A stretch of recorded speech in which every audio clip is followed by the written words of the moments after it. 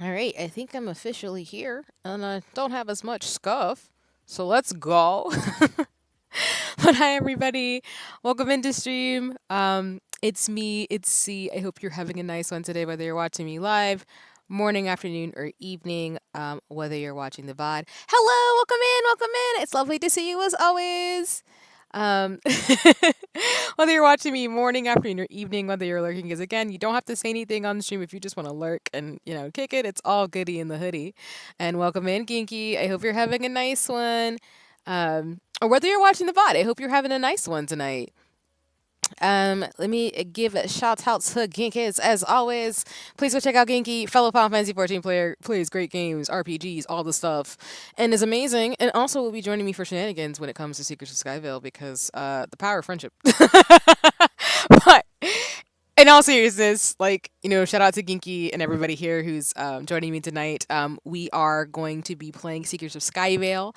And it's an honor and privilege, again, as I've shared with folks, I'm a part of the creator program, which means I am one of the folks who is all happy and jazzed and excited to be a part of Seekers of Skyveil's little crew of folks who really wants to get folks to, join in the fray and, get your game on, that type of thing. But today is actually the North American and the European Union playtest. So basically, sorry, forgot I was in my. Oh, Ian, welcome in. Let me give you a shout out too. Yeah, I know like folks have different usernames and stuff too, but I always want to be mindful. But let me give you a shout out too in terms of stuff. Cause shenanigans. Hold on. Um,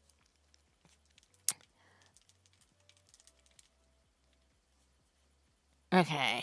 I'm still getting some things set up on my end. But as always, y'all, please go check out Ian. Ian is super dope. It's one of my OG friends as a VTuber. I would not be here without Ian. It's really awesome over on Twitch. Recently reached some really dope milestones in terms of building community and, building on the platform. So, like I said, go check out Ian. I would not be here without Ian. Super awesome person and fellow VTuber in the space. And I'm just an OG. So I appreciate you too. And hugs to you. And I hope you're doing well. It's lovely to see you as always in terms of streams. So, yeah. I always appreciate seeing you stream and stuff too, and just love seeing all the progress that you're making in the community that you're building as well as I love all the stuff going on in Discord. Oh, the link doesn't work? Oh, let me fix it. I'm so sorry. Oh, hold on. Do I not have the right one? Oh, that's so weird. Okay, hold on. I can fix it. And then we can go on to announcements. I'm so sorry about that. Uh, yeah. Let me see. And sorry about that, actually, Ian, because like I said, I'm still subscribed on Twitch, but I guess my thing didn't save over, or in terms of trying to make sure I have the right username, because I know you changed it a while back, so that's on me. I'm so sorry. Let me make sure I can fix that right now, and then we'll get to announcements, and then we'll get to gaming. Yep, there you are. Like I said, I'm subscribed, so. Yep. All right. I can fix this really quick over on my butt. And yeah, no worries. Yeah, I know, like you're saying, you adjusted your name in terms of things, so that is on me in regards to the shenan. So I will fix that. Now it's my mistake to pick. No, no worries. No worries. I think my brain, like I said, when I keep up with folks too, I try to be mindful in terms of what usernames and stuff they go by. And then of course I have to update them sometimes on my commands. But I know I can be clumsy and stuff too, so that's on me in regards to stuff. But let me fix it, cause that should just be VT. Okay. All right, it should be fixed. So let me drop it in the chat again, so that way folks can go follow you. Um, it should pop up pretty easily. Because I know you're one of the first commands I made a long time ago, so it should be a pretty easy fix. All right. Let me see if that works. That should work. Perfect. I clicked it and tried it, and it works. Yay, we got it. So like I said, y'all, please go follow Ian. Super dope. Plays some really awesome games. Has a dope community. Really awesome Discord community too. And you won't go wrong. Like I said, Ian's an OG, so I appreciate it, and I wouldn't be here without Ian. So yeah. Um, but Yeah, tonight, as I was sharing before all my tech snafus on my end, we'll be playing Seekers of Skyveil, which is again a MOBA game that I have the honor of to be in part of the creator program. Today is a North American playtest as well as the European Union playtest. So I actually wanted to be able to game tonight in regards to the North American playtest. I do actually believe I still have some codes available, so if folks do want to join in the fray, I know I need to just double check to see. I think I have some extra ones, and I have some extra ones. I'm going to give out some to friends if they want to try it. But also, I think I'm having an extra one or two. I'm not sure. But either way, if folks want to join into Fray, the North American playtest is happening this tonight until 1 a.m. Eastern Standard Time. As well as there are loot drops available on Twitch. So there's other folks in the creator program who are actually going to be dropping some things too. And welcome in. It's lovely to see you. Thanks for coming. Um, but yeah, there are some codes available in Twitch drops for other streamers too on their channels right now because folks I know are going to be streaming probably till 1 a.m. I probably might not go that long, but if you're looking to watch other folks' perspectives as well, I highly encourage you to check out some other streamers that are also part of the creator program. I can actually drop some of the folks in the chat in terms of them. They're over on Twitch right now. I know they've been gaming for at least an hour. Um, but let me drop some folks who are probably online. But welcome everybody. Huzzah, huzzah. I hope folks are having a nice one. Thanks for coming by stream. But yeah, we're gonna be playing Seekers of Skyveil for a couple of hours. That's the goal, really. I've enjoyed the game. I'm going to try to be better about actually using my powers and stuff, and not losing all my loot. Because the last time I played, I completely, I lost my loot. I got wiped and lost everything. It was so bad. So I'm gonna be enjoying playing, like I said, with Genki. Set up for gaming with me tonight, as always. And if anybody again has a code or is a part is playing in the playtest, please feel free to join in the fray. Seekers of Skyveil, they recommend. Um, they recommend that you obviously don't go in by yourself, but if you do, don't be like me and lose your loot when you're playing. That's on me. But otherwise, that's the game plan. So, just as a reminder for folks too, in terms of things, tomorrow is my anniversary stream. So I will be debuting my new overlays, some new assets, some new art. Maybe a little bit of a surprise if I can get it to work before tomorrow. As well as we're going to be going through some of my debut stuff, maybe watching a little bit of my debut videos for 2D and Pixel Me, as well as I will be playing Mario Kart. So for anybody who wants to join into the fray in regards to Nintendo, I will drop it in the Discord. But we'll be playing like an hour of Mario Kart, and then we're gonna do the Final Fantasy Avalanche raids for anybody who wants to join in. Since we are knee deep in Shadowbringers, but we don't want to leave Stormblood without doing things with Avalanche, and then we'll end it there. And no, thank you so much, and appreciate you, Ian, and everybody else who come through. And yes, thank you so much for the congratulations. I am a year as of August 15th and 16th, so I definitely wanted to celebrate with everybody. I'm really excited and hopeful folks will stop by, even for a few minutes, or if folks want to stay the entire time. I really appreciate it. But that's also why we won't be streaming on Sunday, because I do want to give myself a little bit of a reprieve after we do the big celebration tomorrow. But I'll also do some reveals about some of my plans for the upcoming year, as well as things I got going on, including, again, we'll be playing more Seekers of Skyveil, so this won't be the last time you'll see me play this game.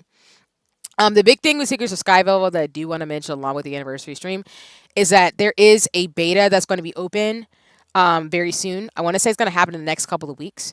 So if you are interested in playing Seekers of Skyveil and don't have time to play the North American or European playtest, there will be an opportunity to actually play the game and sign up for it. So I will share information once I get it, but I just want to let y'all know that if you do want to check out Seekers of Skyveil, please go follow them on socials, as well as they do have a Discord community, which is really dope, as well as just follow YouTube and things for updates. So yeah, I think that's it. I think that's it for me. I can't think of anything else. Yeah, tomorrow, like I said, is going to be more low-key. I wanted to be fun, so I have plans and stuff, but please, no pressure. I will have a VOD for it, of course, like I do with all my streams, but I'm looking forward to just gaming and having fun with folks and just playing some Mario Kart and just celebrating, being a year into the shenan and the fun. So, yeah. But otherwise, alrighty, y'all. We're going to get into it. We're going to get into Seekers of Skyveil. So let me get my Steam. And then Genki, thank you so much for giving me your code because I need to make sure, like, for anybody I know who plays the game, like, I have everything that I need to be able to play with y'all, so I don't get lost. Because I'm clumsy, as y'all see me do often. Oh, see, and even now I have to queue up an update. We're gonna transition over in a second. Um, but yeah, I'm really excited because, like I said, I've been wanting to play another MOBA game, and I really want to get good at Seekers of Skyveil, so that way I don't lose stuff and I can have a lot of fun. So I'm excited for like some of the updates as well as the new things they've added, and being able to play with friends. And I'm excited for just like the community that's going to build from this game. Okay. Let me see. All right, I'm already in. But let me go ahead. No. Hold on.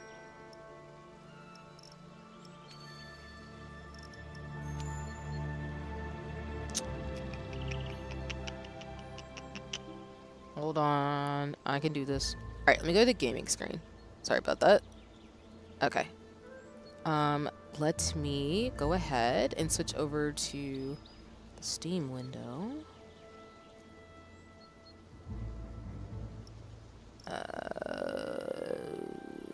Okay, y'all should see everything, but I do need to adjust the window a little bit. That is on me knowing better. I know I noticed it when I was streaming it the first time, that I actually had my window like completely messed up, so that's on me. Okay, and then Ginky, I'm going to add you if I figure out the mechanics.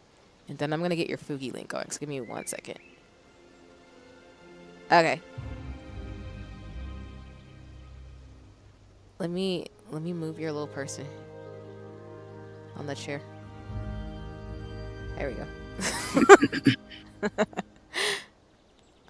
Let me know if y'all can hear Ginky. Hello. You sound good to me, which is awesome. And then Ginky, you sent me the friend code. I have to add you on Steam to be able to play with you, right? Yeah. Oh my god, there it goes. I was like, I can add Genki in the game. No, you cannot. Stop it. No, you cannot. This is my friend. Right, so when you go to Steam, right, and you see your name, there's gonna be a drop-down link. Right. Go to friends. And you go to add a friend. I bet. Do you see your friend code? Yes. Alright, put mine right under where it says enter your friend's friend code. Bet. Okay, I got it. Yay. I've done this only like 3-4 times. I still get it wrong. So I appreciate it, brother. Oh, I could have just looked you up, damn it. Anyway. No, you're fine. You're fine. I was already here anyway, so it's all goody in a hoodie. We got it done either way. Alright. So now let me see if I can join your game. No, it says only watch. What the hell? Do I need to restart it, maybe? No. Go to the lobby real quick. Mm-hmm. Yeah. And then you could press the plus button next to you.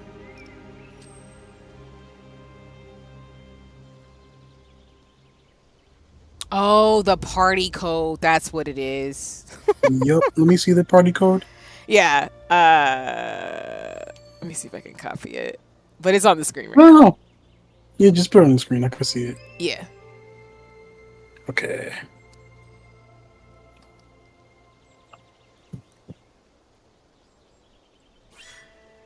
All right.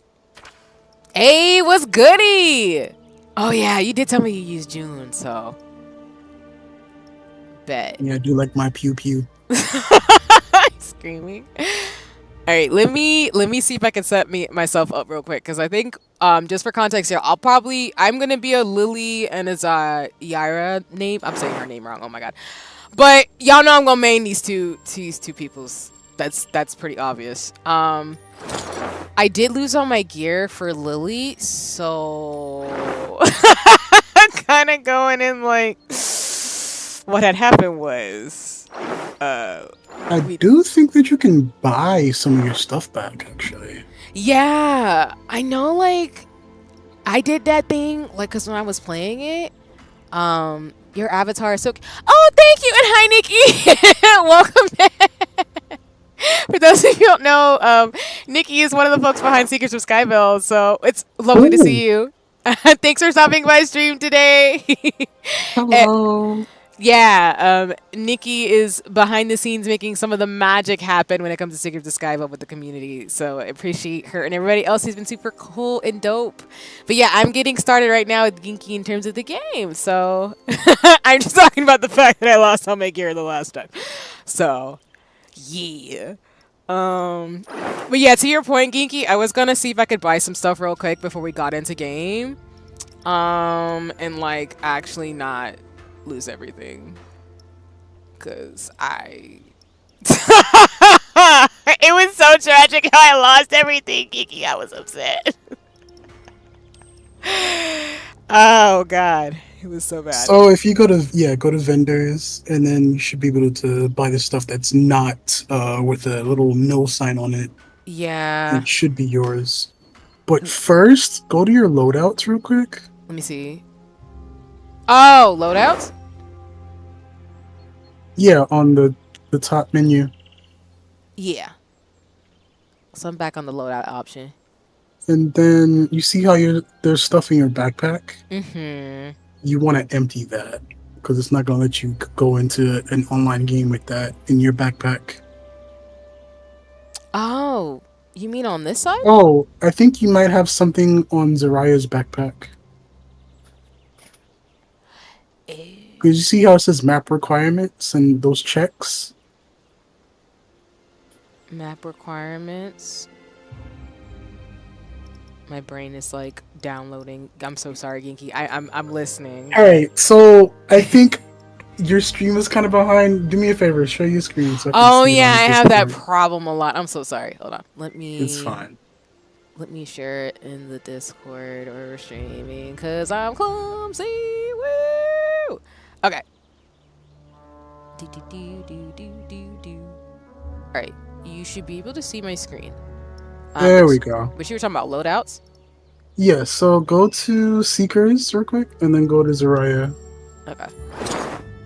You see how there's stuff in your backpack over there? Mm-hmm. You want to put that over to the other side here on the stash. Oh, I see what you mean. Okay. Alright. Oh, okay. Because I have to get Lily gear. Oh, I see what you mean. Ginky, I think there's also some stuff in the consumables if you wanted to play Zariah too. Yeah. Oh, wait, no. You're good. Yeah. No, I'm double checking because I'm like trying to make sure I'm all geared up, even though I don't have anything and it was wild. Okay. So the things that don't have a no sign you could equip is what I'm gathering. Yeah. But you don't have anything. No, so you gotta go to vendors real quick. Let me see. Yeah, I'm probably gonna start out with like some of the starter weapons because I did actually like lose. I'm dead serious. I lost everything, so I'm gonna spend like this evening trying to like get everything back in regards to, at least for Lily's character. Let me see. I'm so glad some of the items are super cheap, because otherwise we'd be struggling out here in these streets. But Gingy, do you think you're gonna be a June main when Seekers of Skyveil, like the beta Most opens? likely. Bet. I think you're missing. Let me see. You got the wand. Did you get the chest piece? Oh, that's a good question. I don't think they have any for Lily, do they? I think that's above the helmet. That one. Yes, I got that one. Yeah. Okay, you got it. Okay. So you got the weapon, you got the helmet, you got the boots, you got the chest. I think you have everything. Yeah. Okay, let me see. Let me double check. I appreciate you checking in, because I don't want us to die. Okay. I will put some bandages on me for consumables. And then maybe if we do this right, I'll hopefully be able to buy pots next time. Oh, you didn't get the helmet. Okay. Oh, I didn't? Oh. Oh, good catch. Yeah, that was a really good catch. Thank you, Kinky. Want to make sure you have your all your loadout together Yeah. before you start. You know me in my inventory. Yes. We all know you in your inventory. So bad. Every game I play, it's like, see, why do you have this? Why don't you have this? And I'm like, listen. I understand you like to have a lot of things, but sometimes you gotta sell them off. You're right, though. I like my trinkets, though. I'm a trinket girl. I be wilding, y'all. Right. I think you should have everything for Lily. Okay. Cool. Let me put on the helmet, like you said, because like I said, that was a good catch. And then we will be good to go in terms of the lobby. Oh, wait, you're forgetting your backpack. Am I forgetting things already? Oh God. Is that a backpack? Yep, there you go. Yup, there it is. Whoop, there it is, as they say. There. Alright, we're good. Alright, bet. Let me see. Blooming Grove, I think, is the one that's open tonight. Alright. I think so. It's not giving me the ready option. It's not? Well, it's usually a different color, right? When I can do that? No? I can only insure one item. Ooh. Okay. Oh, that's why. Okay, no worries. All right, I think we can go now. You know what? Just for prosperity's sake, we're probably just gonna insure the weapon. Yeah, you want to insure that for sure. There ain't nothing else we gonna be able to do with that. Alright, so the last time I played, I was unfamiliar on what I had to do, so I was just wandering around for the most part. But yeah.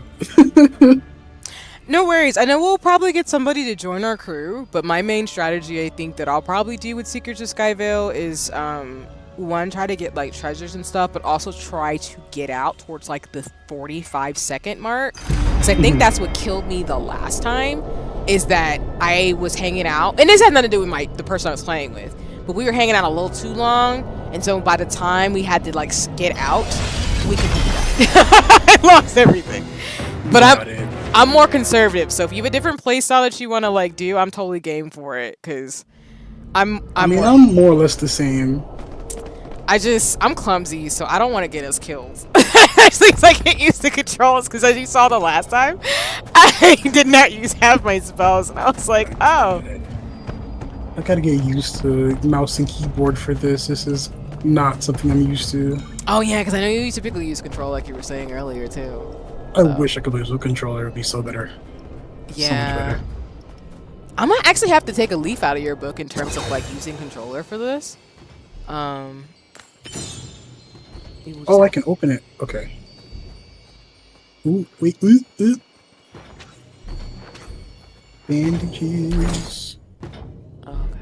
Pottery shard? Always I mean, I guess I could sell that. Yeah. Oh, wait. Which one do I want? I want the cube. Ooh, I'm taking the health part. There's also a bent chime over here. How do I unlock my skills going? Oh, wait, my bag is open. Okay. Here we go.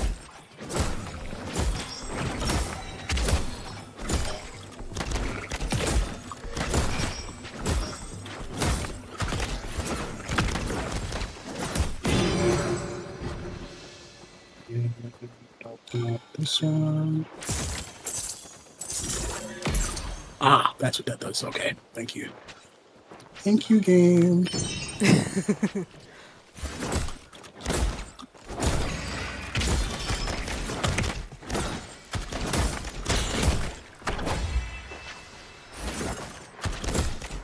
Are the lights flickering on your end, or is it just me?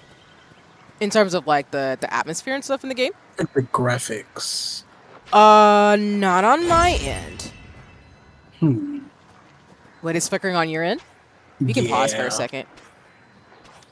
I mean, it's not too bad, but an elite foe has been defeated.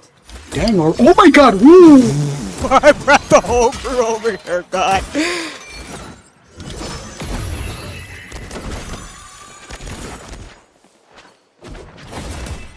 Welcome in, Zeno. I'll give you a shout out after this game is over since we are getting purely attacked right now. But I am playing Seekers of Skyveil with Inky. Huzzah, shenanigans. Oh! I don't know what I'm doing, but I'm shooting. I believe in you, Ginky. We got this. It is all goody in the hoodie. We just got a lot of enemies over here. Ooh!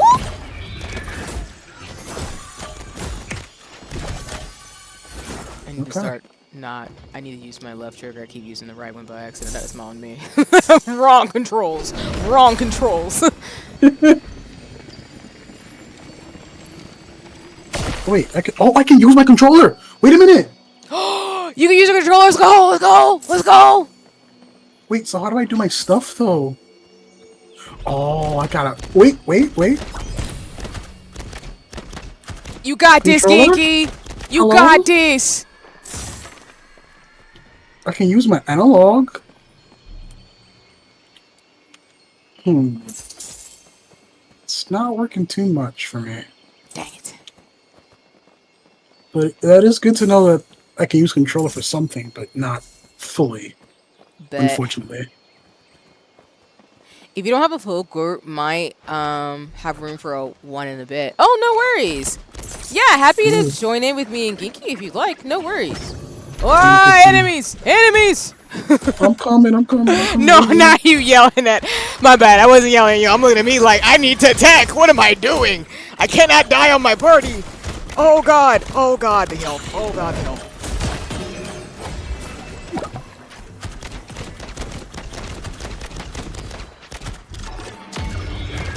Isn't there like a healing thing? An elite foe has been defeated. There is. Oh, it's already been used. Never mind. But I have a pot. It's fine. Oh, it's been used. Okay. Yeah, my bad. That is on me. Cause I think ooh. Ah, backing up.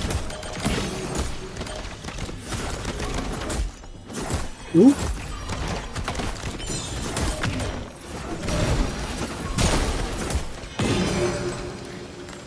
Got my ult up.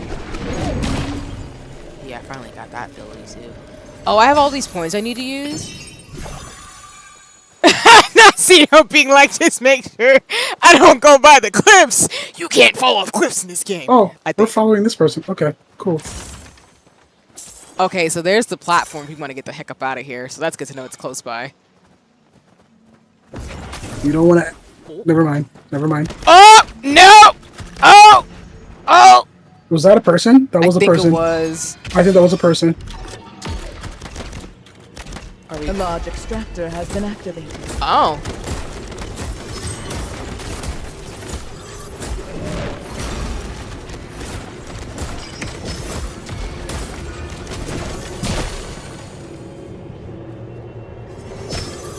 Can we just stand on this thing? Yeah, we get healed. Yeah, extract out early. Oh wait, do we want to do this early? We can. I don't mind, but I mean, fuck it, we're already here. Just make sure C doesn't go near cliffs. Yeah, I got it. I know, just rude. But again, I don't think there's cliffs in this game. I hope not. Oh, there's still people here. Oh, okay. Yeah, I can go into spectate mode to watch folks what they're up to. And then let me go ahead and give Zeno shout out. As always, y'all, please go check out Zeno. Really awesome Final Fantasy 14 player. Also streams those dope things. It's super cool. And there's also a mod, so looking for another person to follow. Whenever they decide to stream, please go follow Zeno. Yeah. I like how Zeno shouted out himself.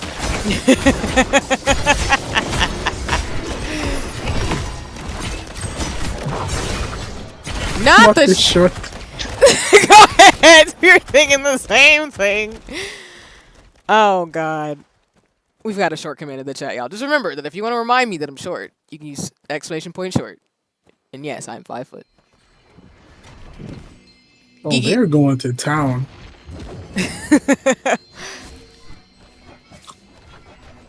Someone's name is Honor and Envy and Funk Daddy. I'm here for this. Come on. Oh, they're fighting. Oh. Oh, dang. That's what's up. See, that's the level of badass I want to get. I'm just not there yet. Well, we left too early, so. Yeah, it's all good in the hoodie. That barrier hits them. Okay, interesting. Because I do know they, I do know, like, it's cool to see, I forget the character's name, but the owl is in here. Ooh. I do see that, as well as, just some of the, like, the changes that are happening, too, in the game. It's really cool. Little details. If they can just get the controller working with this, I'm down. I'm so with it. Yeah. No, if you can figure out the control stuff and everything, I might try it for controller too to see what I want to do. Because I like usually for PC games, I do play with keyboard and mouse. But having a controller, since I'm used to like GameCube and stuff like that, would be cool for a game like this, at least in terms of the mechanics. So. For the most part, I could only move around. I couldn't do my attacks. Oh, okay, gotcha.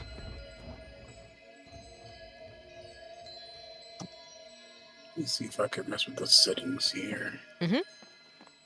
Yeah, I'm wondering if you can like edit it in terms of the key bindings and stuff. The Aurastorm is starting to collapse. Okay, they've got a couple minutes before they can extract. Basic attack. I think I'm doing it in the key bindings. Hold up. Oh, let's go, Geeky! Give up with those triggers. Let's see.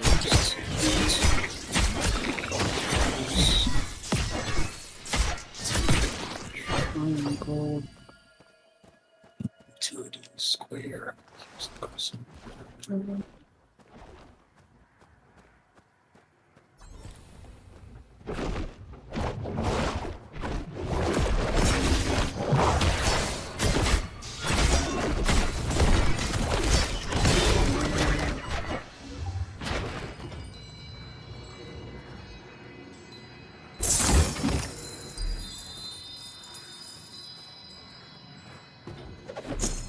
I love how Xeno's doing more additions to the commands in the chat. They will be shenanigans. I'm here for it.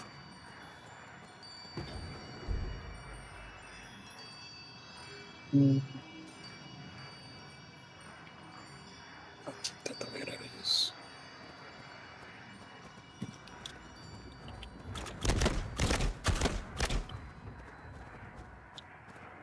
I want to use her high but I'm so scared I'm going to lose her stuff. I gotta get Lily fixed first.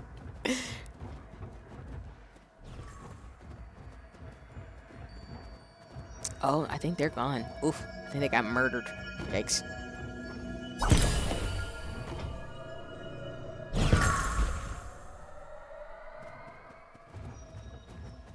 Okay, so I can open the menu with start, but I can't move or choose anything in the menu. Oh. Maybe it's something that they're testing out with controller in general. Yeah, like the key bindings and stuff like that? Yeah. Because when I first tried to play this game, I wasn't able to use a controller at all. So. Oh, nice. That's cool then in terms of like the updates then. So then maybe for the beta, which is supposed to come out, I think, next week. Is it September? Or am I thinking it too early? I'm thinking so. Yeah. When the beta opens, like in terms of gaming, maybe that'll be fixed by then. And then, you know, again, in terms of gaming together with friends and other people who play the game, try out controller. I'd be down for that. Because I remember playing this one MOBA that was on PS4 that had full controller support. It was also on PC, so like it's definitely possible. Nice. I also think too would make it a lot of fun in terms of potentialities for like cross-platform too. Yeah. Not to say I don't like keyboard and mouse, but sometimes having a controller is just better because I feel like my hands are like, you know, destroy everything with my controller. For sure. I am personally not a fan of mouse and keyboard. That's not me. Nah, I ain't mad at you at all. I think my brain is just like so submitted to the GameCube. I never left that era. So now my brain's like, if I can't do keyboard and mouse, I have to do like a PlayStation controller or something similar in that family of things. Oh yeah. Because I grew up playing PlayStation, and my first console was a GameCube, like my own console. Nice. So like, both of those controllers are very comfortable for me. That's what's up, though. Yeah. Xbox, however, keep that away from me. No disrespect to anybody who's an Xbox gamer. Like, why is the analog right there and the D-pad? No, switch it back, please. I'm screaming. Even though I am not an Xbox gamer, so those of you who do, we appreciate you. I'm not one of those people leaders. I like PlayStation and Nintendo controllers personally, so. Like, I can appreciate the Switch Pro controller for doing that same thing, but it's comfortable there. It's not comfortable for me on Xbox. That's so Something about Xbox's D-pad is just like, I mean, I heard it's better with the Elite controllers, but I'm still not vibing with it. Oh, gotcha. I didn't even know those were a thing. Cause my brain's automatically to Xbox 360, but that's just because that was the one I played. I haven't played on the Xbox X or the Xbox X1. I like love that party. Yeah, they've definitely made the D-pad better on those controllers, but Xbox 360, And that's why when you were saying it, I was like, no, I know what you're talking about. Cause like that era, I'm like, oh, those controllers. I'm screaming. Not a fan. So I feel like PlayStation, and I know the Switch is a little different, but I feel like PlayStation and Nintendo has like a consistent like controller format. It's either like you're playing like a handheld game or you're playing like you said in the usual spot where like the A, B buttons or like the X and O buttons are in the same spot. But then with Xbox, it's like you have to switch systems a little bit, maybe? I think that's really what it is. See, that's the thing. Like the first Switch, they kind of dropped the ball making the D-pad spaced out buttons for the sake of it, being a controller that you can play with two people with one console. But I think the OLED version of the Switch, they kind of switched up how the D-pad looks and works. The collapse is at hand. That Leave is now or be lost. No, that definitely makes sense because I feel like that's why I think the GameCube was really iconic in the sense of like the controller format. And then I know the Wii Switch was an adjustment, which was wild. But then that's why with the Switch, I'm glad they have like the controllers you can get that feel like a GameCube. Because that's the one I actually have is like a smaller Princess Peach controller that I use. Actually, my best friend got me for my birthday. Interesting. Yeah. So I totally get what you mean in terms of like the spacing and like the slight differences because you can tell. And it's just like, oh, well, that explains a lot. While I'm getting my ass kicked not pressing these buttons fast enough. Like, I have the Switch Pro controller and it's pretty decent. Like, it's small. It's a lot smaller than the Xbox controller for me, but to send to try. Ooh, that's also a good idea actually. A command for 14 if they like what they see. Oh, to send people to try Final Fantasy 14 if they like what they see watching you. Yeah, sure. Thank you so much for the suggestions, Zeno. I appreciate it. But yeah, that's what's up. You can even try the little copy pasta, critically acclaimed Final Fantasy 14, now including Heaven's Order and Stormblood. Walking advertisements for Square Enix. Hey, what can I say? It's a good game. It is. I actually did see, for example, that Yoshi P said he would consider actually putting Final Fantasy 14 on a Nintendo console in the future. I don't know about that. He's like, get out of here! Nobody wants that! I'm screaming! I don't know about that. Considering people they either still have the first Switch or the Switch Lite, trying to run a game of that capacity on the Switch, it would probably explode. That's what people were saying. That wasn't me. I swear, I just saw that, shared it on my Twitter. People were like, the game's gonna explode from the graphics alone. That's definitely gonna explode. It's gonna heat up. It's not gonna be. I mean, if it was on the dock, it'd be a different story. Then it'd be the type of game that you would only play docked. But handheld, no, you're gonna have a walking bomb. Don't do that. No worries. That definitely makes sense. Yeah, I mean, I think it would be great because I know I'm biased towards Nintendo consoles, but I think Final Fantasy 14 is one of those games where I need to play it on PC or PlayStation just because of the graphics and just how Oh fun it yeah, is. But so I totally get what you mean in that like it would be like a graphical question because as much as I love RPGs, I saw Final Fantasy 12 Zodiac Age, for example, on Nintendo Switch. You're gonna lose oh like the yeah, graphics that make the games look amazing. Which is for no sure, for disrespect to sure. Nintendo. I love their art styles and stuff that they have in the games. Because I love Princess Peach Showtime, for example. That game is perfect. But like, I'm just saying, like, um, and then Jared, if you want to join, if anybody wants to join me in Genki, I can put the party code in the chat for anybody who wants to join in with us. Yeah. So let me copy this. And I should be able to just drop it in the chat. Yes. Make sure to not have your inventory full to capacity, because if you've gotten some new stuff, it's gonna be full. I know, this is why we have friends, because they're just like, get your inventory together! Stop it! I just have a lot of equipment I don't need. It's a lot of stuff that you just can't sell for anything. It's like, you know what, I don't care, get it out of here. Exactly. But yeah, if anyone wants to join in, I dropped the party code in the chat. I'll give it like a few minutes in terms of things for folks to jump in the fray. But again, we'll be doing a couple rounds tonight, so. Yeah. Not the clean your You know what? That's gonna be useful across all console games that I play. I'm gonna be real with you. Y'all gonna be yelling at me a lot. Get a health potion. Interesting. Yeah, that's what I mean about like the pots are really helpful in game, especially with fighting and everything. The only thing I haven't figured out is I need to figure out gems and crafting before the beta opens because I need to be able to like update weapons.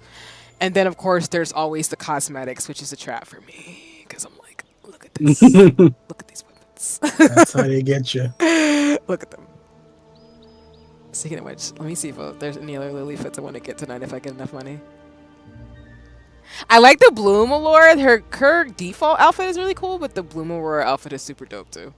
But I'm probably gonna get them We all. have different outfits? Wait a minute. Wait a minute. Since you're playing as Juno, let me actually go to see what his look like actually while I'm on stream. Oh, cosmetic. There we go. Yeah. Okay, so there's two guns, which is... I like the ancient Ipoch ones. Those are pretty cool. Can I move it around? No. Oh, you can have red hair. Ooh. Nice. Okay, the white hair is given Estinian. Oh, for sure. The way Heaven's Ward is ingrained in my brain at this point. Still can't use controller. Certain things. Okay, so it's still not working for you in terms of the keybinds and stuff? Yeah, unfortunately. No worries. Yeah, like I said, the next time we game in terms of things, hopefully be able to use it, because I'll probably set my keybinds at that point too. Because I want to use my controller more for more games. With Final Fantasy 14, I'm just used to using my keyboard and mouse at this point, but I think there's some other games that I want to play on PC and PlayStation that I want to just get back to using controller again. It's crazy because I've started playing for 14 from jump with controller and I can't go back. I can't. No, I feel like once you get used to it a particular way with 14, it just makes sense to like play in that way. And I won't lie, like besides like the initial, I feel like confusion with it, at least when I was playing like PlayStation 4, because my siblings both played Final Fantasy 14, it wasn't horrible. I think it just takes a little bit of getting used to, but it's not bad as like a game. I think it plays like Final Fantasy 12 to me. That's the one. Well, one of the Final Fantasies I haven't played. Yeah, I think if I have it right, which if I'm wrong, I'm wrong, but I need to double check. I feel like 14 plays like 12 on the controller. It's very much like that point and click and mouse, and then like the turn-based style RPG stuff. I mean, the attacks are a little different in the sense of it's not like the the keys you have to press when you're playing Final Fantasy 14. It's more of the you. And I have to go on my rant now. So Final Fantasy 12 system is the precursor for Kingdom Hearts 3, or sorry, Kingdom Hearts 2. Yeah, Kingdom Hearts 2. So what it does is it has a turn-based style where the cursor will point towards the nearest enemy. So when you get close to it, it automatically prepares you for battle. So that's why it plays or reminds you of like tactics. But you can leave and dash away to where you don't have to deal with it. But I think what's similar about 14 to 12 is that turn-based style is there where you can still move around freely, but you can also start to attack your enemies, but you just don't have like the hotbar type of stuff that 14 has. So I'm wondering now if I look into it, because I know I'm a nerd like that, to see if some of the mechanics are the same, because I feel like it plays like that, which is why I don't think the controller would be completely horrible to learn, even though I'm a keyboard and mouse player with Final Fantasy 14. So... See, from what I remember of me playing 12 briefly, I remember I had this like specific macros for characters, like if X happened, do Y type of thing. Yeah, because that's the element that's kind of like, it's not as complicated as Unicorn Overlord, but it's one of those games where you do have to set it up in a particular way for NPCs to fight. Because it plays like 10 in that turn-based, set your macros, set the parameters of the character, and go from there type of thing. So, okay. But it's not bad. I feel like 12, even though people don't really talk about it or don't like it, I actually really like 12's mechanics. But again, it's like the precursors of Kingdom Hearts 2. So if people like Kingdom Hearts 2, they would like 12. But people typically don't go backwards, and they're just like, no, I don't like 12 because of this, and da-da-da-da-da. And I'm like, okay, fine. And if you like... I think 12, actually now I think about it, 12 story reminds me of Stormblood. Yeah, I can see why you say that. Yep. Yeah, not exactly like Liberation, but it's got Sky Pirate themes and stuff without spoiling, of course, on stream for those who do want to play 12. So, but yeah, it's all goody in the hoodie. Wait, I think C can make it one command and stream Elements console, but I can't with Mockman. Gotcha, I can fix it. Thank you so much. I will be now a walking advertisement for all these games. I would do it for Seekers of Skyveil and Final Fantasy 14 to be like, join us. What? Join us. Now that you are mentioning 12, I might try it again, because I was very disinterested on how it played in general. Because back then, before I even started 14, I was not a big MMO person. But now that I have some knowledge and some, muscle memory of stuff on how to do that, maybe I will go back. No, that's what's up. Tell me how you feel about it. I feel like 12 is one of those games where you have to, I don't want to say it's a learning curve, but it's a slow build. But I feel like it has a similar setup to Final Fantasy 14. And if you like the Avalanche raids with Fran and her story, you're going to love 12. Oh, you're going to love 12. It's a wrap. I will have to tell you after tomorrow when we do the Avalanche raids of how it, if I remember, because for context, y'all, like I've talked about with 12, I haven't finished the game. I got, I think, about a third or at least a halfway through, and I need to go back and play the rest myself. But I did get to the part of Fran's story, so I won't spoil it. So I will see how it compares with Final Fantasy 14 in terms of things, which I'm probably going to cry on stream because I loved it. But if you like Fran in 14 the way I know Square Enix probably did it, you're going to love 12. Fran is a badass character. Like, when she got introduced with Balthier and everybody else, it's like... I mean, it's Sky Pirates in, like, One Piece, so I don't know why people don't... Oh, I know why people don't like 12, because it's really political. That's why. It's a really political game. Yeah. Like, a lot of stuff happens. But I would say give it a shot, because I think 12 and Tactics, Avalanche, if you like that story, that world, 12 you would love then. Because that's all Avalanche is. That whole arc of Final Fantasy is 12. And it's just also, see, I don't want to correct you and stop me from being mean, but it's Evilise. Oh, my bad. I'm saying it wrong. No, you're fine. It's okay. Thank you for letting me know. I say it wrong because I'm like, are you talking about Avalanche from 7? Oh, That's what God. I'm thinking you're talking about. I'm screaming. No, it's because like for me, I never learned how to pronounce out words in English. So even though I'm good at like multiple languages, I'm really bad at saying words the same time. So you're not being mean. I actually appreciate it. So don't worry about it. At least for me, you're not doing it in the way that some people would do. It's like you're saying it wrong and da da da da. I'm like, okay, but you know. I'm not gonna lie. It took me a hot minute to understand how to say that word. No, but you're being letters together. No, you're good. You're good. If I say it wrong a few more times, it's all good. You can keep correcting me, or at least, like I said, in terms of like communication, you're letting me know like you understood what I meant. Versus some people will do it where they'll correct people and then they'll be really rude about it, and I'll be like, I know I was saying it wrong, but you knew what I said, and then you didn't tell me. Like, I'm sorry, I'm not good with English. You know, it's like one of the languages I do speak. So you're good. No worries. No worries. If you don't mind me asking, I know you said English is your second language. What was your first? No, my first language is English. I actually speak English, Chinese, and Spanish. I just never learned. I was never taught how the sound out works in English. Oh, so, okay. Because I don't have a basis for it, because I don't know why my teachers didn't do that. I'm really good at picking up other like tones and like words in other languages. Like when I was learning Chinese in college, my teacher told me that I actually had like near perfect Chinese. I just had to fix one of my tones, as well as like, I can't remember my R's in Spanish, but I'm really good at speaking other languages. But because of that, the way I say English words sometimes is wrong. Like I've said flammable before. Like I've messed up a lot of words unintentionally because of it, but it's a little quirk that I have. But that's why like I don't get offended by it. It's more just the way that people approach it, because that's why I'm also very amendable when folks, when I like, you know, I've done it before. So like, actually, you mean this, right? And so I can communicate with people. But that's why I don't get offended, because again, you did it in a way that I usually do. It's like, oh, you mean this? I'm like, oh yeah, that's what I mean. Sorry about that kind of thing. Versus some people are just straight up like, you're not smart because you're saying it wrong. And I'm like, or you understood what the person was saying and you could have just told them how to say it if it really matters in this context. I don't know. Oh, that makes sense. But you're good. No worries. I appreciate you.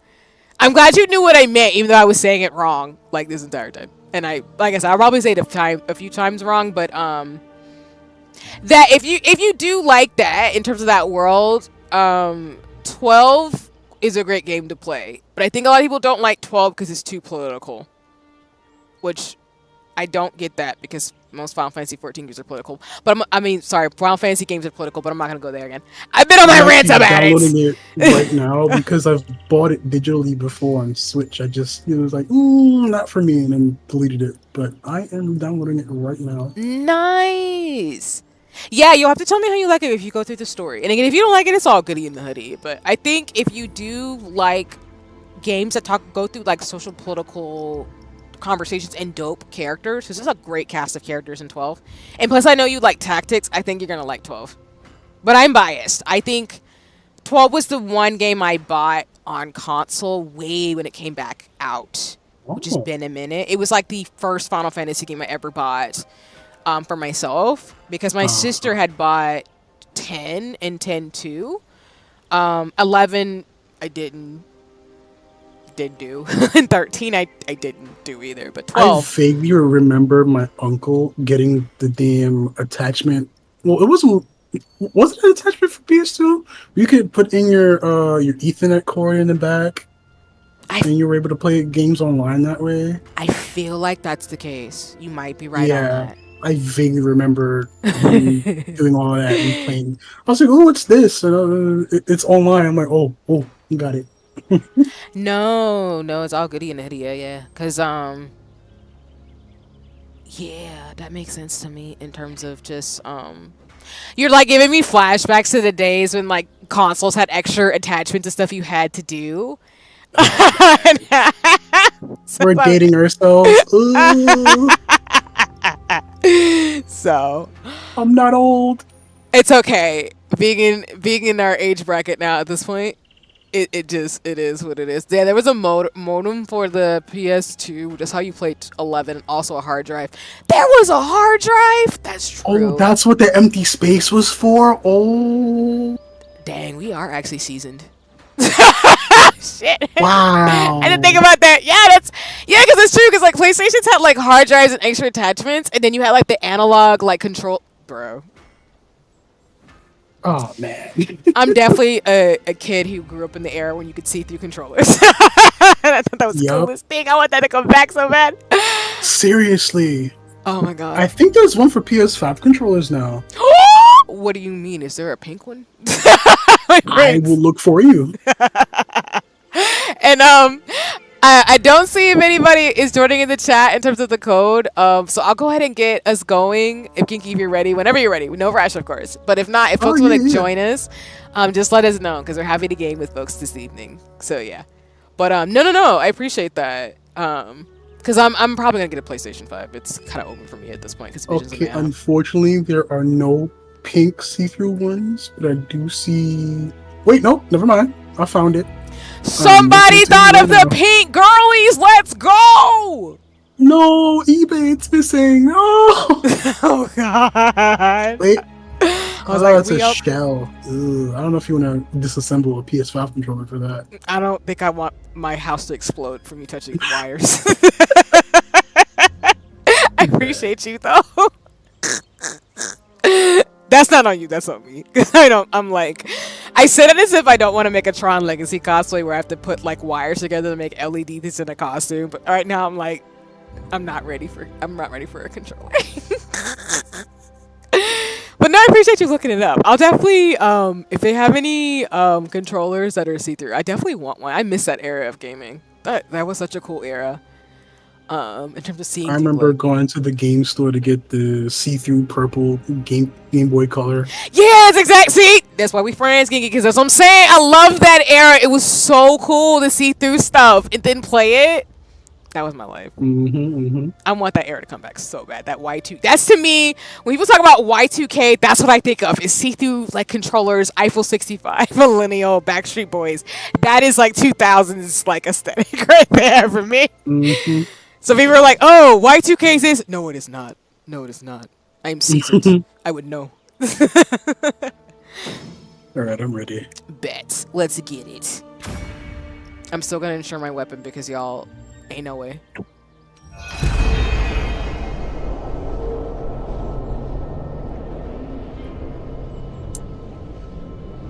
But yeah, I'm like I said, I'm gonna get a PS5 because I do want Visions of Mana, even though I'm sad that apparently the developers all lost their jobs. No. Yeah. For real? Yeah, I saw it. Apparently, the company's going under potentially, and I was like, the Visions of Mana. Rip in peace. So I hope Square Enix can like get them, because yeah, that'd be great. But it's because Visions of Mana, and then from Gamescom it was I wanted to play Unknown 9 because it looks really cool. I don't think I've heard of that. It's a really cool looking like time travel game with like a Southeast Asian woman protagonist, and it looks super cool. It reminds me of not the Evil Within, Lord. Not Mirror's Edge, but that's another one. What am I thinking of? Remember Me. It reminds me of Remember Me with the character who's biracial. That's what the gameplay reminds me of. So I really want to get it. Oh, they're playing as one of the new Seekers. Who reminds me of what's that gem I'm thinking of from Steven Universe? Oh my goodness. I forget her name. I think I know what you're talking about. Ruby? I can see Ruby, but no, it's the one that was fighting. Oh my god. She had a spat with Lapis Lazuli, was it? Oh, Jasper! Yeah, damn. Reminds me of Jasper. Really like the character design. I am biased here, because feelings, even though Garnet is always my favorite. Absolutely. I was very much a fan of Sugar Light. An elite I see foe you. has been defeated. Always have good taste. I see what you did there.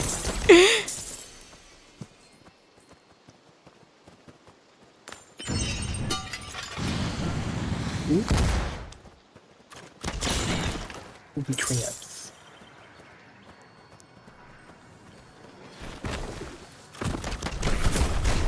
Speaking of like old shows, I need to check out the Fairy Odd Parents reboot. I saw it and it looks intriguing. I heard it was really good. Yeah. But you know us, we're too old for that.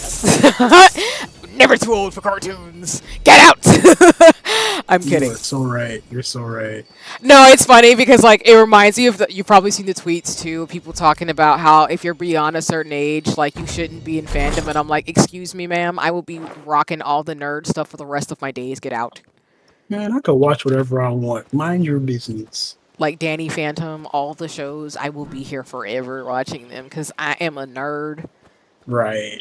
And on that same note, I realized my Danny Phantom to Emmerich from Final Fantasy 14 thing is so real. They're the same character. That's the same character. You know what? I never thought you too. You're so right. That is the same man. Oh my god. Sorry, that was such a random change in like 3 different topics, but my brain's like, wait a minute, Emmerich is Danny Phantom. What am I talking about? As long as you know. Oh god. An elite foe has been defeated. Just know if anybody out there looks like Emmerich and cosplays him, I just want you to know thank you for existing. That's all I'm gonna say. Respectfully. If you have melanin, 2 bonus points. We love melanin. Ooh, speed boost, nice. You going to attack that or? Ooh! I didn't even see that. I was like, wait, what? Yikes! Oh shoot! Oh, I just got stunned.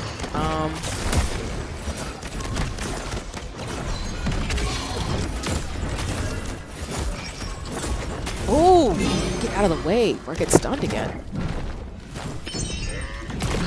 Because you know, if you're making a command for Emmerich, I'm gonna cry.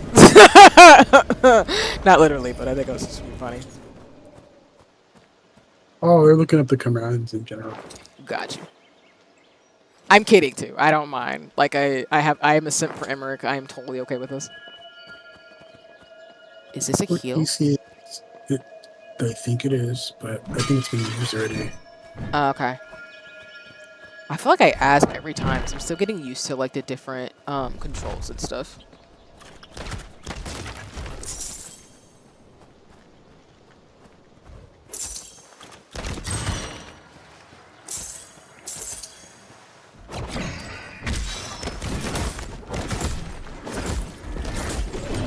Oof.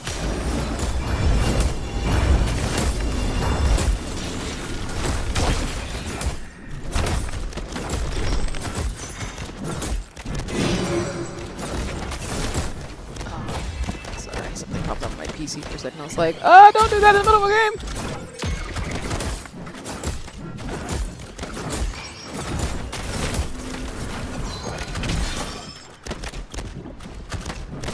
An elite foe has been defeated. Ooh, what that is?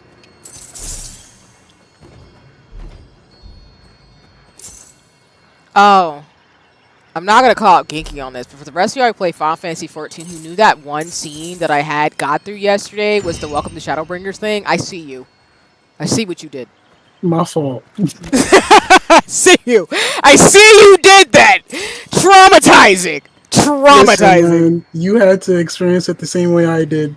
That's all I'm gonna say. Because I was like laughing. In all seriousness, I'm totally cool. Because it was funny. I was watching react videos of people who actually played through it too, and apparently that is the Welcome to Shadowbringers thing. And I'm like, oh my god, this is a rite of passage, and I hate it here. Yup.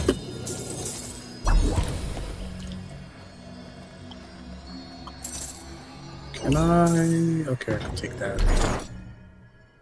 Can take that too. Wait, no, I can't. I'll leave those alone. Someone took it. Even though I opened it first, but you know, that's neither here nor there. Nah, I can keep being like, excuse you. I thought I would get everybody to speed this.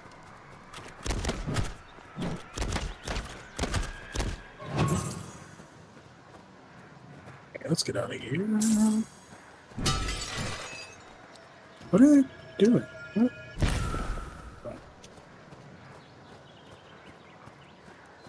I do remember that Zeno had mentioned that there's a part that's along that par as bad, and I was like, dang. Am I playing Resident Evil? Do I have to stop playing Final Fantasy 14 because I'm scared? Because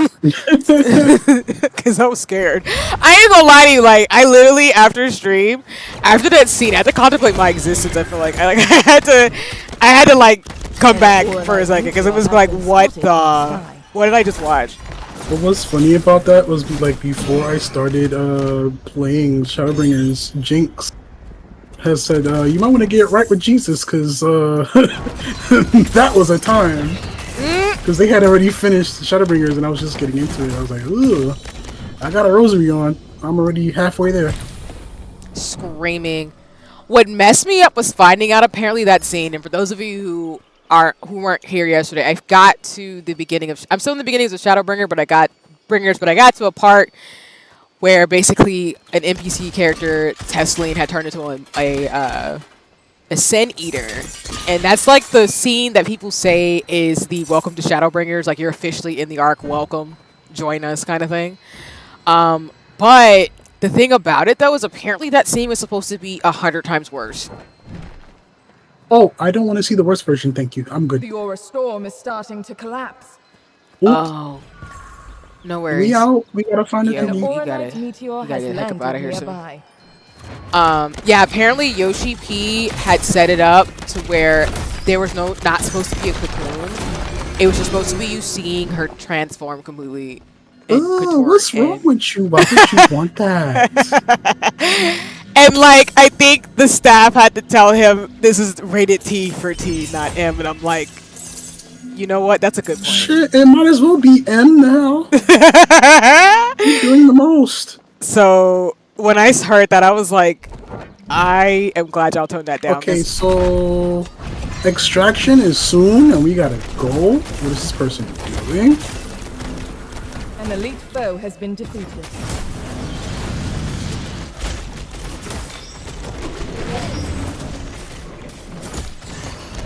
An elite foe has been defeated. Okay, because we can get this last chest, so we gotta get the heck up out of here, like you're saying. You gotta go, brother. Yeah, okay. We gotta go. We don't have that much time. The Auralite meteor has been harvested. Especially if somebody tries to kill us. Yo. Y'all following? Y'all following? I'm coming.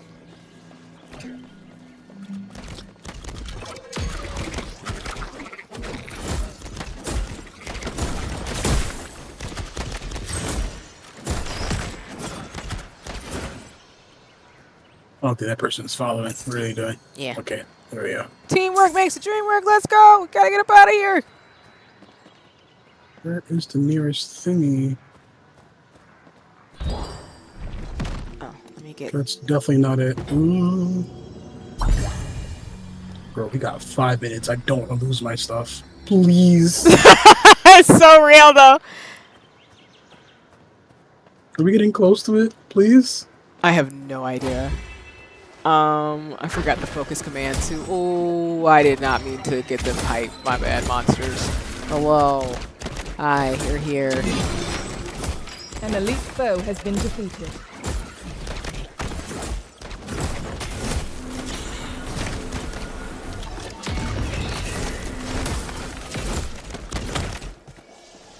We gotta go, we gotta go, we gotta go. I want to keep my stuff. Oh my god, please. Enough. Where is the extraction point? Please. See? I'm begging you. Alright, if they're gonna run, we can run. It's fine. I did not mean to do that. Oh god. Oh god. Oh god. Mouse and keyboard, please. Please. I know, it's so real. Oh my god, where is the thing? God, there's so many freaking enemies. Oh wait, the map. The map, the map, the map, the Foe map. has been defeated. We are going way for where we need to be going. Oh god. We need to go back the other way? Yeah. And I think I'm dead. Wait, no, Wait. not really. I got you. I got you. Ooh! Rip in peace. Rip in peace. No! The dream is dead.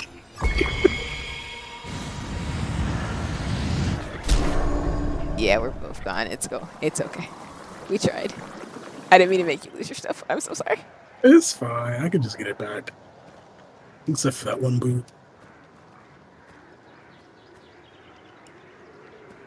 Cause I don't. Yeah, you're right. I really gotta use the map more. That's a tip. That's my bad. I just realized like there's 2 places, well 3, because there's one in the center that's reusable. But there's one to the south and one to the east. That is a thing that we could use. Oh, Our teammate came to save us. Saving the day. Okay, I gotta.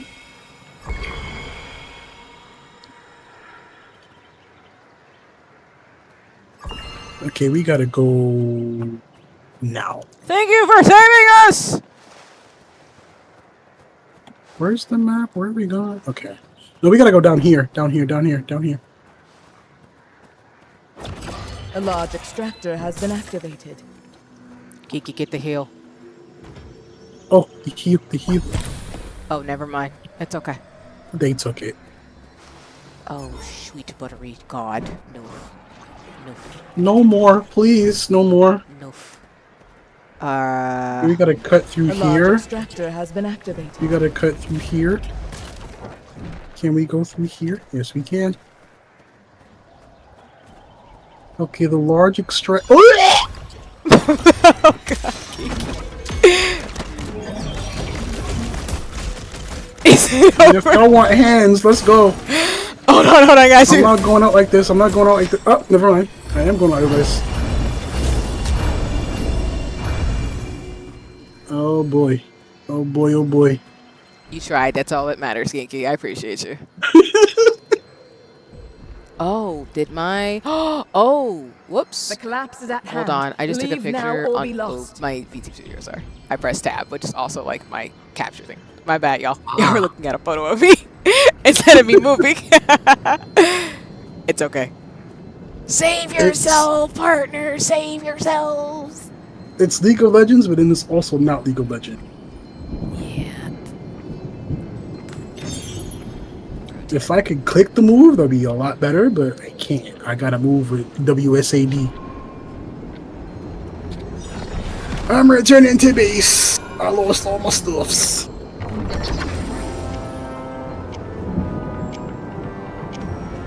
Ripperoni. Shout out to Saberling. Thank you for being a real one as we messed up. Welcome to Ionics and Kotsu. I hope you're doing well. I don't know what I'm doing in this game. Let me give you a shout out. We both died. As always, y'all, Ionics is a friend and mutual in the streamer space. Super cool, awesome person. If you're looking for another dope community to join and just dope people to kick it with, please go follow Ionics. And also, Kotsu's really cool too. So, you know, awesome streamer, Final Fantasy 14 gamer, and everything else, along with the shenanigans. So, yeah, join in the shenanigans. Hello, well, welcome in, y'all. I'm playing with Genki with Seekers of Skyveil. Genki is super cool. Hold on, let me check the Kotsu command as I realize I died. Go ahead, game. Go ahead, tell me. Be like the DDR thing is like, oh no, your skills. Like, I remember the DDR thing is, I used to be like a heavy DDR player where they used to do that thing where they would be like, oh no, you suck at this game. You need to get better. And I'm like, thanks so much, game. I love you, but why would you hurt my feelings like that? Please try again, like shit. Exactly. So I'm used to it in terms of like being mocked, but no worries, that was fun. Okay. Let me try a different character. Let me see what's going on. No here. worries. And then actually, let me see something. For those of you who are watching, I need to see. I might have some codes and drops for folks in the chat. I really should have been doing that too while we're playing. But if anybody wants to join in the fray, I still have, I think, Steam keys. So if anybody wants to join in with me and Ginky, please let me know. The stream test, alpha test isn't going to be until 1 o'clock in the morning. So I'm not going to hold Ginky hostage, of course. But I'm probably going to be like playing the whole test until the beta. So if you want to join, I do have keys. I'm just saying. I should have mentioned that earlier in stream. I'm so sorry if I didn't. I got distracted because Ginky's cool and fellow RPG gamers. I'm just saying. The game kind of bugging out from your mind. I'm gonna hold you. It's flickering and doing things. Did it freeze? I hope it didn't freeze. Oh, it froze. I don't hear any music. Your game did? Oh no. Well. Wait. How is that command doing? Oh, the game crashed. Okay. Cool. No, Ginky, why? The game crashed. Okay, it's telling me you're coming back online right now.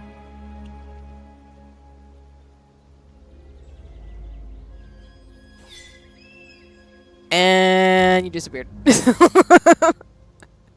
okay. Because you told me it was flickering before too, right? Yeah, that's probably what's going on. No worries, take your time. Plus with like the alpha test form too. Oh, I just realized that the command that you did, it did 2 separate messages there. Xeno was asking how you did that. Oh, you mean for the shoutouts I just did? Yeah, it did the link and then it did a little blurb. Oh, yeah. So I think what happens is that I need to adjust the commands because I think after certain character limitations in terms of my commands I set up, it sends multiple messages to try to send them all. I think that's why. So Kotsu's message is longer than Ionic's, so I think that's why. But yeah, it does that automatically. Which I need to fix because I need to make them all consistent. That's another thing I got to work on. Because I personalize all my like shout out messages. Okay, so all I had to do was restart the game because now it's running smoother for me. Oh, it's working now? Yeah. Okay. It's good to know. Okay, let me see the Owlboys. Yeah, you're back, so that's good. That's working. I'm just going to the shop since I have more things. I was looking at the cosmetics like, do I want to spend my money on things that I shouldn't get versus I should get gear. I should get gear since I lost all of it. I guess Strix is a new one because he doesn't have any cosmetics. Yeah, Strix and the I forget her name, the character you just switched to are new. Oh, Rhea. Mm-hmm. They're both new characters. Oh, so if you want to test them out for the alpha test, you can actually, because they're brand new. Bad. I'm doing that thing where I'm just like playing the characters that I'm probably gonna main so I can get practice in, because I'm gonna need it. I'm gonna need it. I'm gonna be all the practice I can get. As I lost things. Yes, but how did you set up the chat command? I'm guessing not with the chat commands that you didn't know about them. No, I did them manually in Elements, which is why I gotta switch them manually over to mix it up in StreamerBot. But yes, I didn't set them up over in the stream, no. Because I didn't know you could do that until you started doing it. Because I'm not tech literate at all. But yeah, that's exactly what I did. But I set these up a long time ago, like when I first started streaming. And I've added them over time. But I hope that answers the question.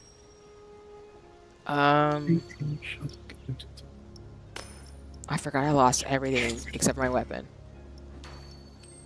So, shoes, a chest plate. Oh, I lost my backpack. Oh, shit. Oh, thank you for reminding me about that. Ooh. Please get it back. Yep. I'm gonna get a tiny one for now, because we ain't got coin like that, but... Okay, and then I will get some consumables. Oh, I think they did add these survival packs then. These weren't here before. Survival packs? So they had like the health pots and speed potions, but I don't remember these packs being here. And they're like combined stuff that you can use. That's really cool. Huh. I'm just gonna be one of the people who just buys like 60 pots, because let me tell you how I'm gonna die. Just gonna go ahead and just stock up on pots. Even though I'm supposed to. Well, I'm not a healer, but I need them. Let me see. This is reminding me too much of League now with the consumable stuffs. About that's been mentioned. It's like, yup, League of Legends.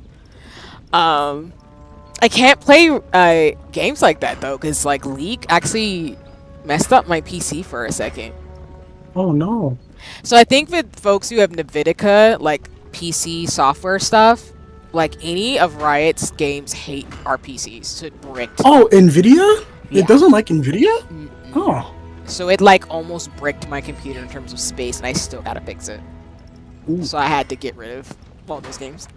Now, like, I am gonna probably end up playing Overwatch, even though I'm gonna stay out of the toxicity of the community, because y'all know. I don't have to say it. People who know about gaming.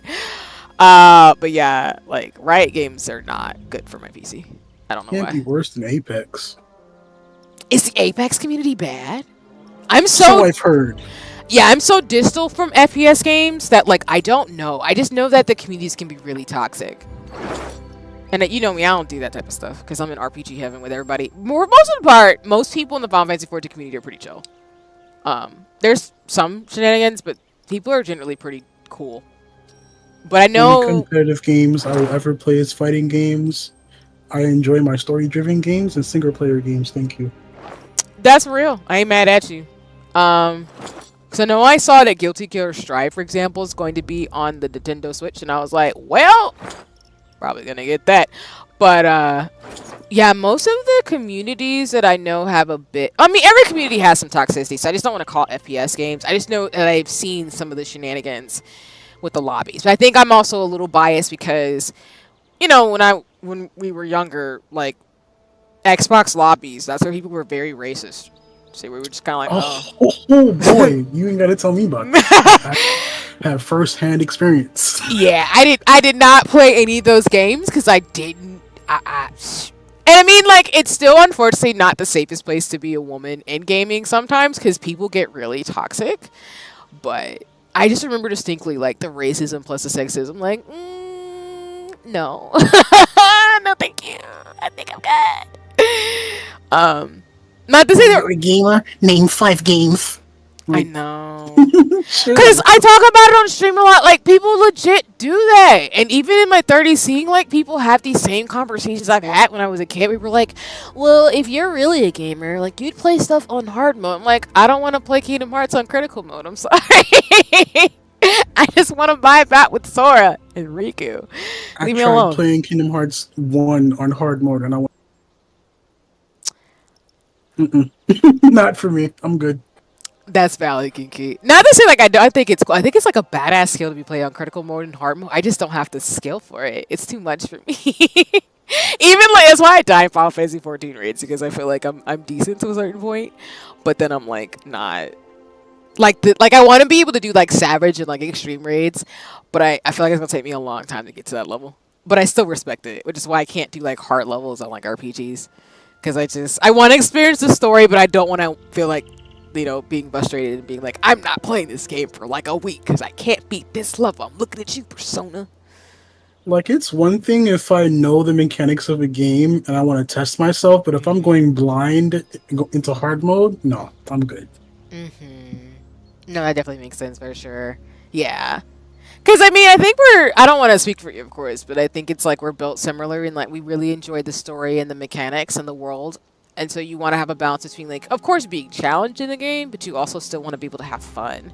Which I think sometimes, like, that's why I'm not really into games like Souls, for example, or Bloodborne, because I feel like the game's too hard. And I don't get satisfied getting my behind kicked 400 times before I beat something.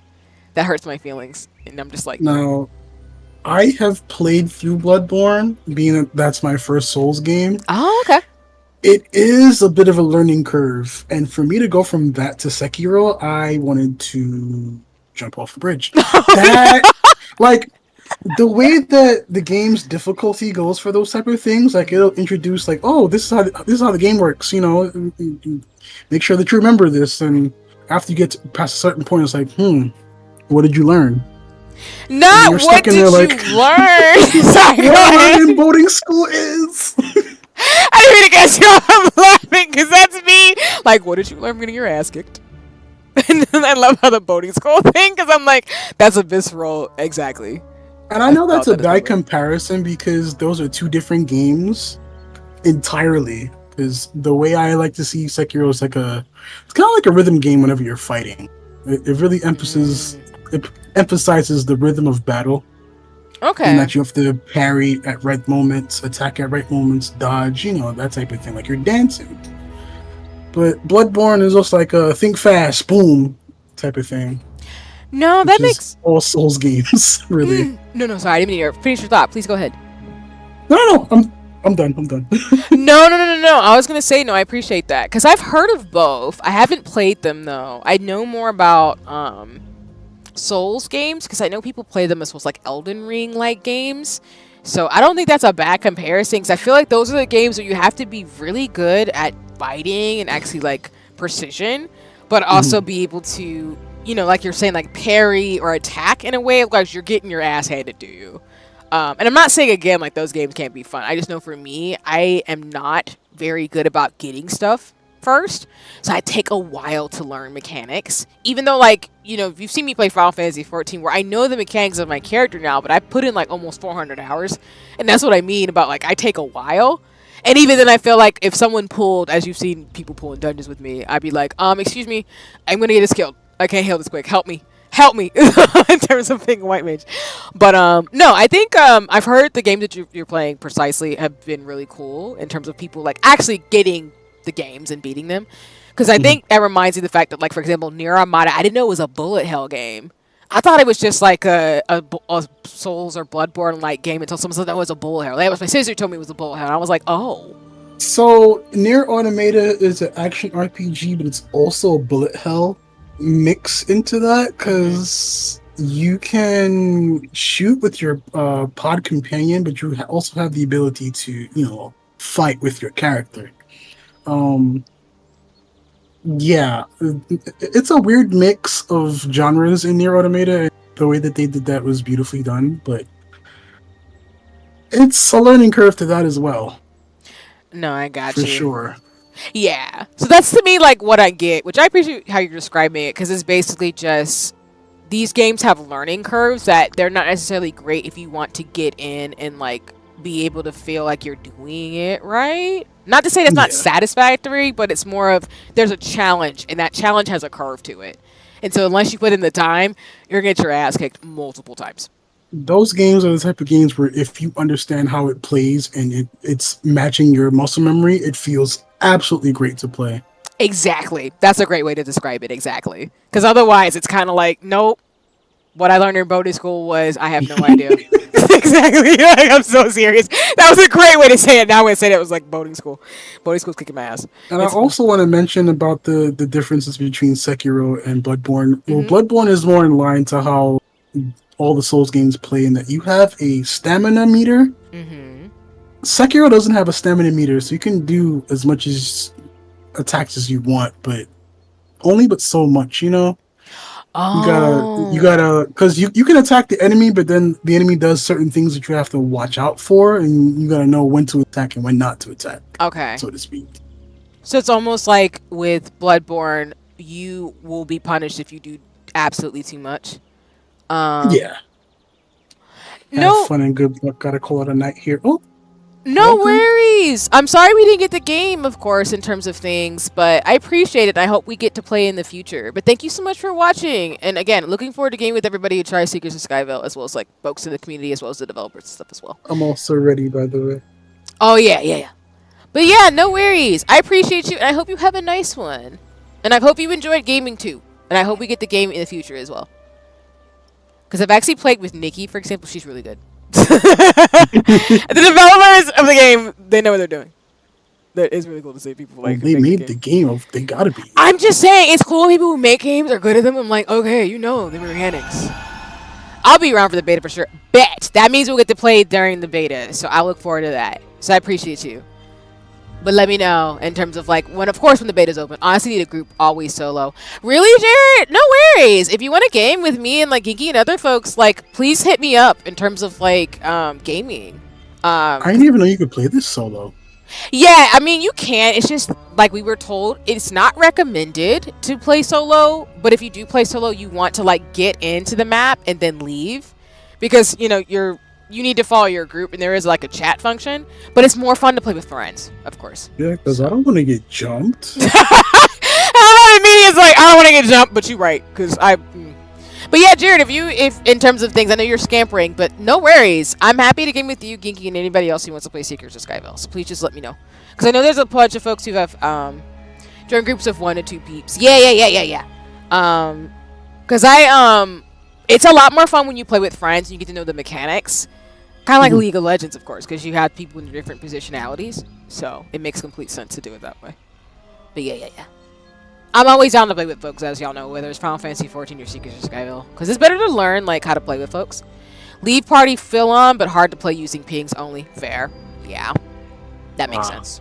Got it. Yeah.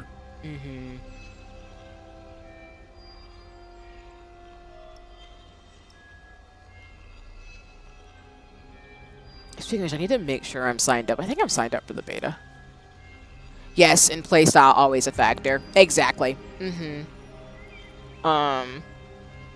Yeah, because knowing what your character does is also very important. Yeah, because I think like I appreciate Ginky because like we have similar like interests and such, but I think we also have similar play styles too. Like I think, well, your inventory is better than me in terms of my shenanigans, so I ain't gonna call you out on that because I ain't gonna put that on you. That's just me. That's just me hoarding stuff so badly. But I mean, I think like we have similar strategies in the sense of like I want to go in and like get gear, but I don't want to stay to where I'm gonna get killed. Yeah. So I'd rather like be more conservative. But like I said, I would want to play with more. A Kumu. Okay, bet. I want to see more Kumu action too, because I know I've seen more people play Juno, Zahira, and Lily, and I forget the other Seeker's name. Who's the healer, the plant-looking healer? If I could see the Seekers, I would be able to tell you. Yeah, no. I got you too. I was thinking that was like, well, I'll keep checking with the name, but nah, Kumu main is pretty cool. That's what's up. Because I think I'm gonna see with my characters, but I think for like League-like games, because even when I'm thinking of like Overwatch, I'm probably gonna play Juno, which I think is like a DPS character. So I have so much junk in my inventory that I almost. Anyone, that's so real. I'm so bad in like every game I play because I just hoard everything and I never throw it away. It's just really bad. I'm like that when it comes to armor and stuff, because once I see the armor in my inventory and find, I'm like, oh, I gotta go fix that. But you're so much better than me than that, which I appreciate. But that's why, again, friends in terms of stuff can check on each other. Juno, my second. Nice. No, that's what's up in terms of like characters and things. Because I think I gravitate more towards DPS healer type characters in games overall. Because even with Dungeons and Dragons, like I play a paladin. Because paladins in D&D have healing abilities, but also they have fighter abilities. And so even in Final Fantasy, like I have magic spells, but I also have magic spells, but I also have like healing powers. And even with Lily, she doesn't have like any of those things, but she's DPS. She's like pure magic. So, and I know I've always been a DPS kind of person, but playing tank in Final Fantasy 14 has made me appreciate that kind of thing. No, for sure. You cannot go wrong with tanks. So I think with Overwatch, I was interested in playing like Mercy, Juno, Tracer. I think I thought for a hot second Lucio, and then of course Diva, but Diva's because of the aesthetics. Because women with a giant robot. Of course. But that's why, again, like I do want to team up in this game, because I think MOBA games or games like this are fun to play with friends, to have a play style and get to know people's like strengths and things. But I always like that type of stuff, which is why Final Fantasy 14's been a blast. There's a potion in here if you want to take that. Oh, in this healing crate right here? The one that I'm in front of over there. Thank you. Yeah, I'm hoarding pots because I be dying. I be dying. Can I not take the frog? Your name is perfect. I'm screaming. I can't take the frog. No.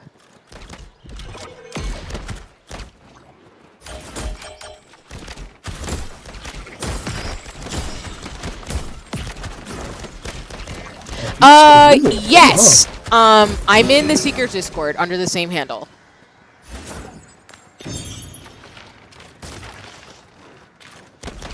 Yeah, so I'm the same username. Oh, he's cool. Ooh. Inventory. He has a particular mechanic where you have to release the bow at a certain time. Oh yeah. It gives you a little thingy on the enemy. Okay.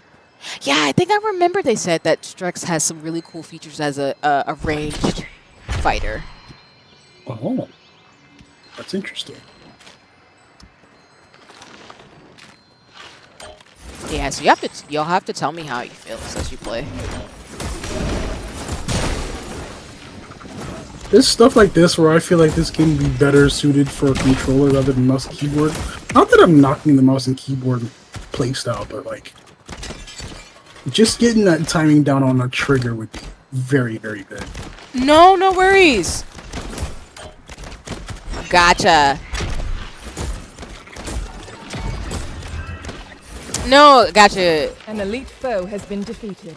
Thanks, Jared. I will respond to you after we're done with the match. But yes, I see it. Thank you so much. But yeah, I'm in the Seekers of Skyveil like community Discord as well as I be lurking in there for all the updates. As well as I follow all the socials because art. The Seekers of Skyveil art is really pretty. It is good for what I'm seeing. Like, even the preview from the developers about some of the new Seekers that might be coming out. Or not might be, but some of the art of the Seekers. I'm here for it. Okay, so if we want to extract earlier, we can, but we can come back here. It's good to know. Cause that's the one that I've seen on the map. That's the east one. Okay. Oh, there's a well over here. I forgot how to throw. Ooh! I was like, oh, let me go towards the well. Nope. Look at all these monsters. Just gonna mow y'all down.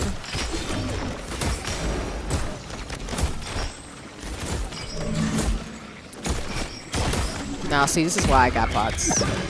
Exactly this. Exactly why I got bots. You see what I mean? Had Lego Maze tonight for a bit, then lost it. The art style of this game is OP. Nice, nice. That's really good. Yeah, I think that, again, and this is like, this is me being completely honest, like the reason why I really wanted to play Seekers of Skyveil is because I saw the, well, mob OP this time around. I like that change. Yeah, for sure. Yeah, the changes they're making has been really, really awesome to see. And a big reason why I wanted to play Seekers of Skyveil is because I saw the art, specifically of Zahira, and I was like, I'm playing this game. I saw her and I was like, I want to play this game because she looks cool as hell. But need more black women in games. Exactly. Like, I love seeing, like Iggy just said, I love seeing black women in games, and all the characters are so diverse. I know some of the folks who are behind Seekers of Skyveil are actually former Riot staff. Yeah, I think they're staff of Riot and stuff to form their own company. But it's really cool, like the ethos of the game as well as the character designs I thought were really unique. So that was why I want to play it. And like I said, I had been looking for a MOBA game to play that had really cool characters in it. And I was like, definitely picked up that healing thing over there. And I was like, let me go ahead and get that because these pots, because these enemies trying my life.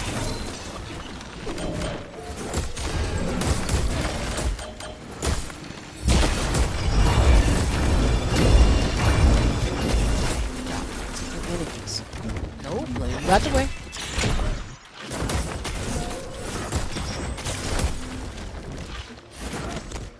Yeah, I think I figured out my new strategy. I need to buy pods. Buy pods. An elite foe has been defeated. Oh yeah, he's cool. I like Strix. That's what's interesting. Oh, why did I not use my pots? That was on me. I got you. Thank you.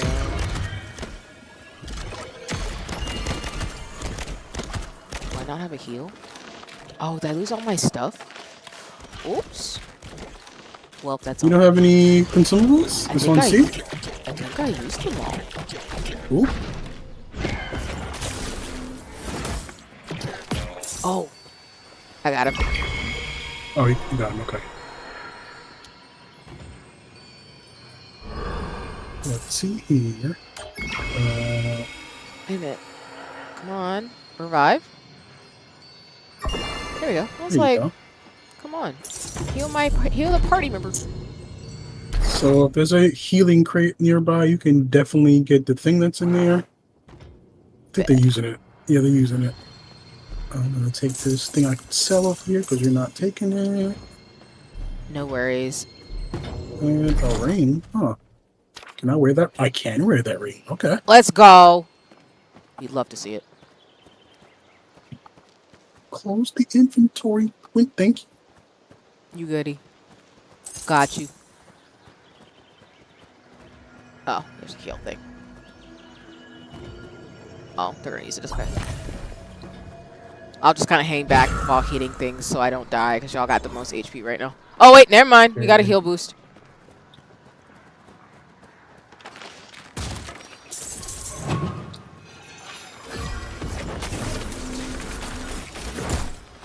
Ooh! But yeah, I was saying, yeah, Seekers of Skyveil, the art was what got me. But usually that's what happens to me a lot, is that I usually will get into a game because of the art style. That's also, I think, why I liked Sea of Stars, because it had that old school Golden Sun style tactics art style that I really, really like. To me, that reminds me more of Chrono Trigger.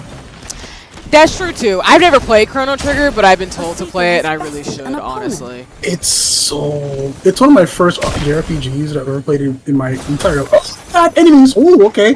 Alright, Oh, dang. Where did you come from? What? What? Oh, we're being taken out. Shit. I didn't think we'd get into an actual brawl. I'm so sorry. Oh, he's really getting my ass. It's so Your storm is starting to collapse.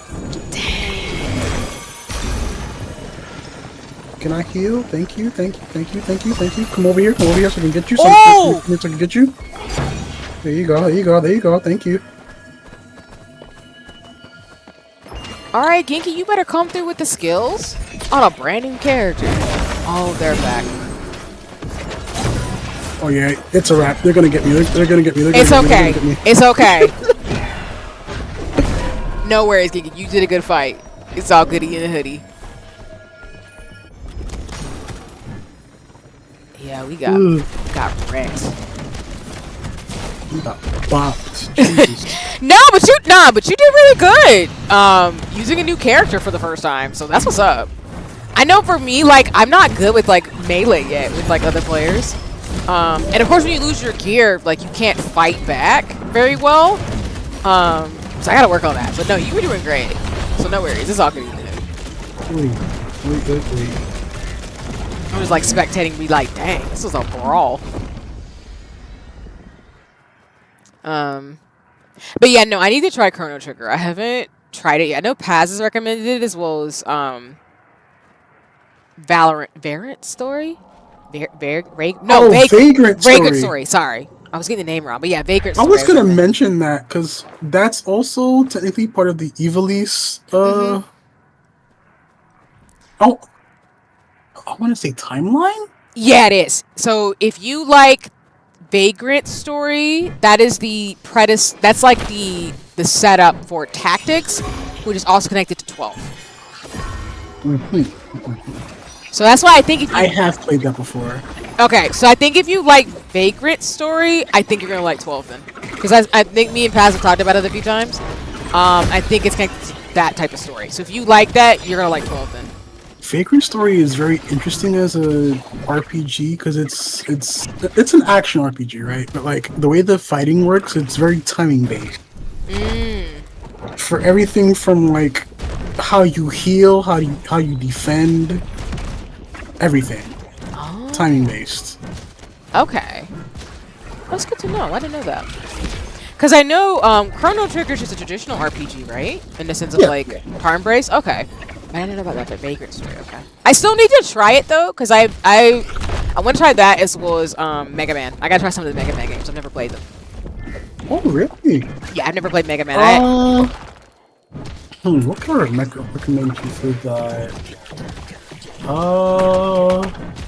I know growing up, I played 5 as my first one because my uncle was very interested in those games, and you know, growing up we didn't have the actual hardware, so we played emulators. Sorry to say, but growing up, my first one was Mega Man in Base for the Game Boy Advance. That was my first one. And then he showed me that the look of that game was actually from Mega Man 8, which is on PS1 and Sega Saturn. So we also had a copy of that. But the retro ones that I've played, I did like 5 and 6. 4 has amazing music for an 8-bit kind of game. I did like 9 and 10 though. Those were the newest ones that were on console. Like I remember 9 was on Wii and PS3, and then 10 was like the last one to be made in that time. That was before 11, of course, because 11 is 3D light. But I think you would vibe with those kind of games if you like side scrollers. Yeah. Because I was happy to see, for example, that like Capcom versus SNK got released on the Switch. It's like a fighting game pack. But I actually don't mind side scrollers. But again, I play a lot of handheld games, so I'm just kind of used to it. Like I know I love 3D graphics, don't get me wrong, but I've always been love like side scroller pixel games. So I will try them out because I don't know why I never played Mega Man, but the games look fun. I will say they can get a bit difficult. They can get really difficult. Fair. So I'm trying to think. Because my brain goes to the side scroller that it makes me think of is Metroid, but I don't think I played through that. Yeah, Metroid. Yeah. That's also a side scroller, but not in like the same vein, because you can stay stationary when it comes to Metroid as opposed to Mega Man. You're always kind of moving, in a sense. Yeah, that makes sense to me. Because the retro ones is you're not always moving. Like you can be stationary for a bit if there's like a mini boss or the actual boss of the stage. I'm thinking more of like Mega Man and Mega Man 0, always moving and always attacking while you're that kind of thing. Yeah, because I feel like I saw gameplay of Mega Man 0. I feel like I did. That sounds really familiar. Because That's one of my favorite series, honestly. Yeah, because I feel like I know a lot of the Mega Man series were on the older consoles, and they were more pixel / like I don't want to say like 2D graphics, but more of like side scrollers, like you said. But that one sounds familiar. Hold on, let me see, because I know we're spectating. But at hand. Leave now or be lost. Those are definitely 2D graphics for sure. Yeah. Most of them. Mega Man 0 might be the one that I'm familiar with. I remember back in the day, my mom, for my birthday, got me a copy of Mega Man 03 and Kingdom Hearts Chain of Memories, and I played those games back to front. Oh, that's so cool! I can dig it. Okay, I'm looking at it. I'm not sure, but I feel like it's because like the Mega Man games, I haven't played them. I'm familiar with because they have like you said, that 2D distinctive style, like the pixel 2D style. That's really cool, and like the different Mega Man characters, I'm somewhat like familiar with. But that's so cool. Okay, I can dig it. Like I said, Gigi, you always have good game recommendations, so I appreciate it. Cause I mean, if you like something like cause I've grown up playing the X series from like 1 to 6 as a kid. Okay. because that was my uncle. He had X4 and 5 for the PS1, and those are the ones I played front to back as well. But like, I was very excited for when they had the X collection coming out for Switch. Like, but I wasn't a fan of when they switched the X series into 3D. It wasn't good. Okay. And for me to play those games, like I had played them for the first time on the Switch collection, and I can see why people didn't like them. Oh no! You're just like, nope, not at all. No, I mean that makes sense. And I appreciate your honesty and transparency, because I feel like some games sometimes don't translate very well, and you're just kind of like, I love this franchise, but nope, it's not for me. Yeah.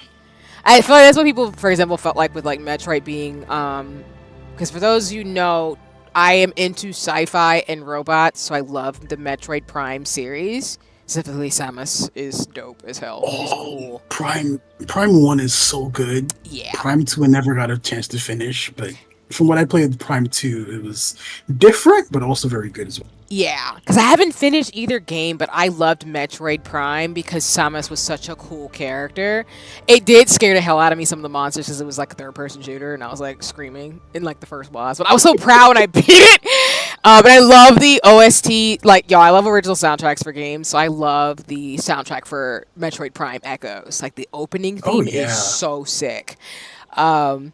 But yeah, I know people got mad because people wanted Metroid Prime 4, which they finally announced that's coming out, which I will probably end up playing. I'll probably end up one day finishing off Metroid and playing Metroid Prime 4. But people were mad when Dread came out because it was a side-scroller, because we were like, we want 3D Metroid. Even though, like, so for me, I was very, very excited that Metroid Dread was coming out, because it was like the continuation of Fusion and all those games. And I grew up playing Metroid Fusion a lot as a kid. No, and that's I was very excited for that.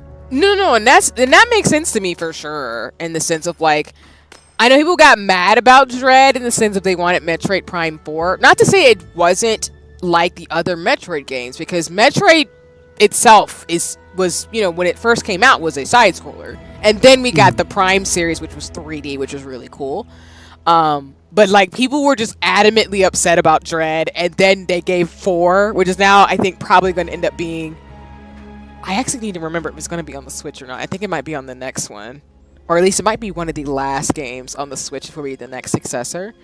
But it's like, it's interesting to see like different games in terms of people either not liking it or being upset when they like go away from the original thing. Because I remember, like I said, people were really upset about Dread. Not to say like a horrible game, it's just more like, I think people wanted like Metroid Prime 4, because we got the first 3 games. People were like, I want the next one. I'm like, okay. Just like another example is like Star Fox, going from, people didn't like Star Fox Adventures, even though I actually loved that game. I love that game to death. It was my first GameCube game. Yo, really? Yo! That's why you lit, geeky. Because let me tell you, people don't like that game. I'm like, Star Fox Adventures was cool as hell. Are you kidding me? I got that with my GameCube for my birthday as like my first console, or my game for my own console. And from what I played of that, because I was a big Star Fox kid growing up. I played 64. Nice! I played the Super Nintendo joint on the emulators. I'm doing that. I'm doing that Black Panther thing where I'm like, please preach, dang it. Go ahead, sorry. I can understand the alienation of how people felt of Adventures, but if you play it as its own thing, it's very enjoyable. It just has the Star Fox title on it, basically. Yeah. Which was what a lot of people were upset about, is like it's its own different game, because that actually used to be it's okay, how do I explain this? I don't know if you heard of Dinosaur Planet. I feel like that's familiar. That was a 64 game that was never released, right? They took that game, slapped Star Fox on it, revamped it, made it its own thing, and released it as Star Fox Adventures. That's why it sounds familiar, because I think I knew the lore behind it, because yeah, it was supposed to be just its own thing, and then they made it into a Star Fox game. Yeah. I got you. That's why it's so different, but how they intertwined Star Fox elements into it was what I really appreciated about it. Yeah, no, and that's why I know we're friends because again, my brother is a big Star Fox fan. I grew up on that. Like, literally, I can quote probably some parts at the beginning of Star Fox 64. It's so bad. The franchise is so Hey, great. Wise Guy, I'm on your side. I'm screaming along with what's I that love thing? Falco. Yeah, Falco is so funny. That's why I love that they included him in like Fox and Wolf and Smash. That was really cool Oh, in terms of yeah. like the inclusion of them, along with "We need your help, Star Fox. The Lilac system's under attack." Like that was like my game, and that was the game I was mentioning I think streams ago that my mom had actually beat the water level for us on the N64. But no, Star Fox is like like I said, I can quote the game. It's so bad, but that was the game that me and my siblings played. My brothers beat it so many times. I love watching the story, and so he actually was the one who beat Star Fox Adventures, and I love the soundtrack for that one too. And the game was really cool. And Crystal's a badass character. So, yes, yes. the baddest forever. And that's actually the reason why my brother's actually in the going into the video game industry because he actually made an R wing for his portfolio for school because he loves Star Fox. Cool. But yeah, I love Star Fox. For those who don't know, like I said, I love sci-fi and like robots and stuff. But Star Fox is one of my favorite franchises of all time. It's super. It's one of my like. I grew up with it. It's one of my siblings. Like it's our favorite game. Like it's to play as a family kind of thing. But no, that's why like Adventures when it came out was really cool, even though people didn't like it. But I loved it because, like you're saying, it still had Star Fox in it, but it took it in a different way that was really cool. And the levels are really distinctive, and the dinosaur concept was just phenomenal. But again, I love dinosaurs because Jurassic Park. So General scales and all of them. yeah. That stuff it was so cool. It was so cool the way they told the story and stuff. And people were just like, "Oh, I don't like him." Like, I mean, you're still in an R-wing. You're still fighting Andros, being an asshole. Yeah.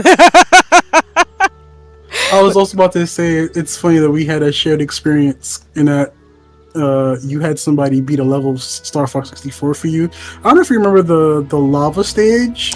Yo! I had my uncle do that. I was not playing that. I hated it. That's so cute. Aw.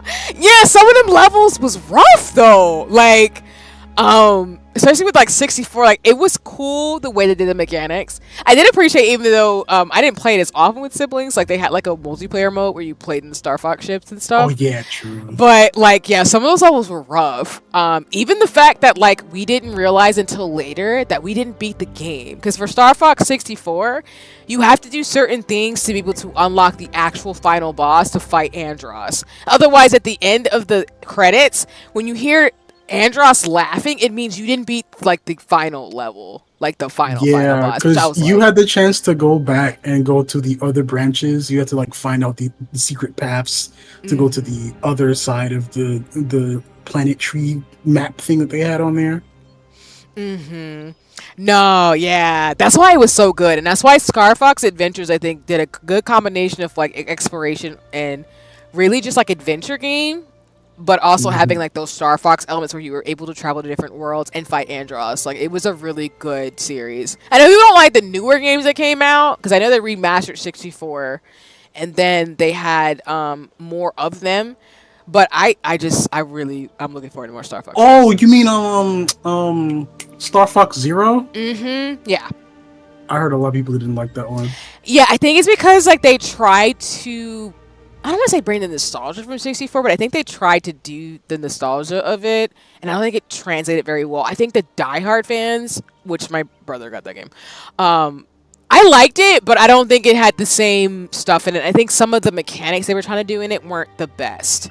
I think in comparison to, because like for example, 64, you played in the R-wing, you had the like tank, you were in the train level, like you had like the submarine.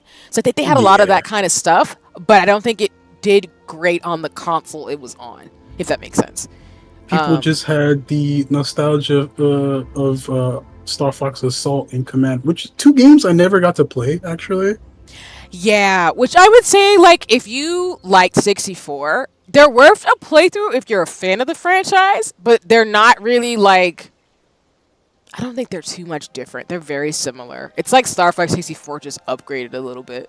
So it's not really like, it's not like their story, don't get me wrong, and it's interesting in the mechanics, but I don't think it's anything that's different from what people would have played with 64. Because 64 was really like set the bar. And I don't think it really pushed the fold. Which is why, again, I like Adventures because it did push it. Where it's like, we got a Star Fox game.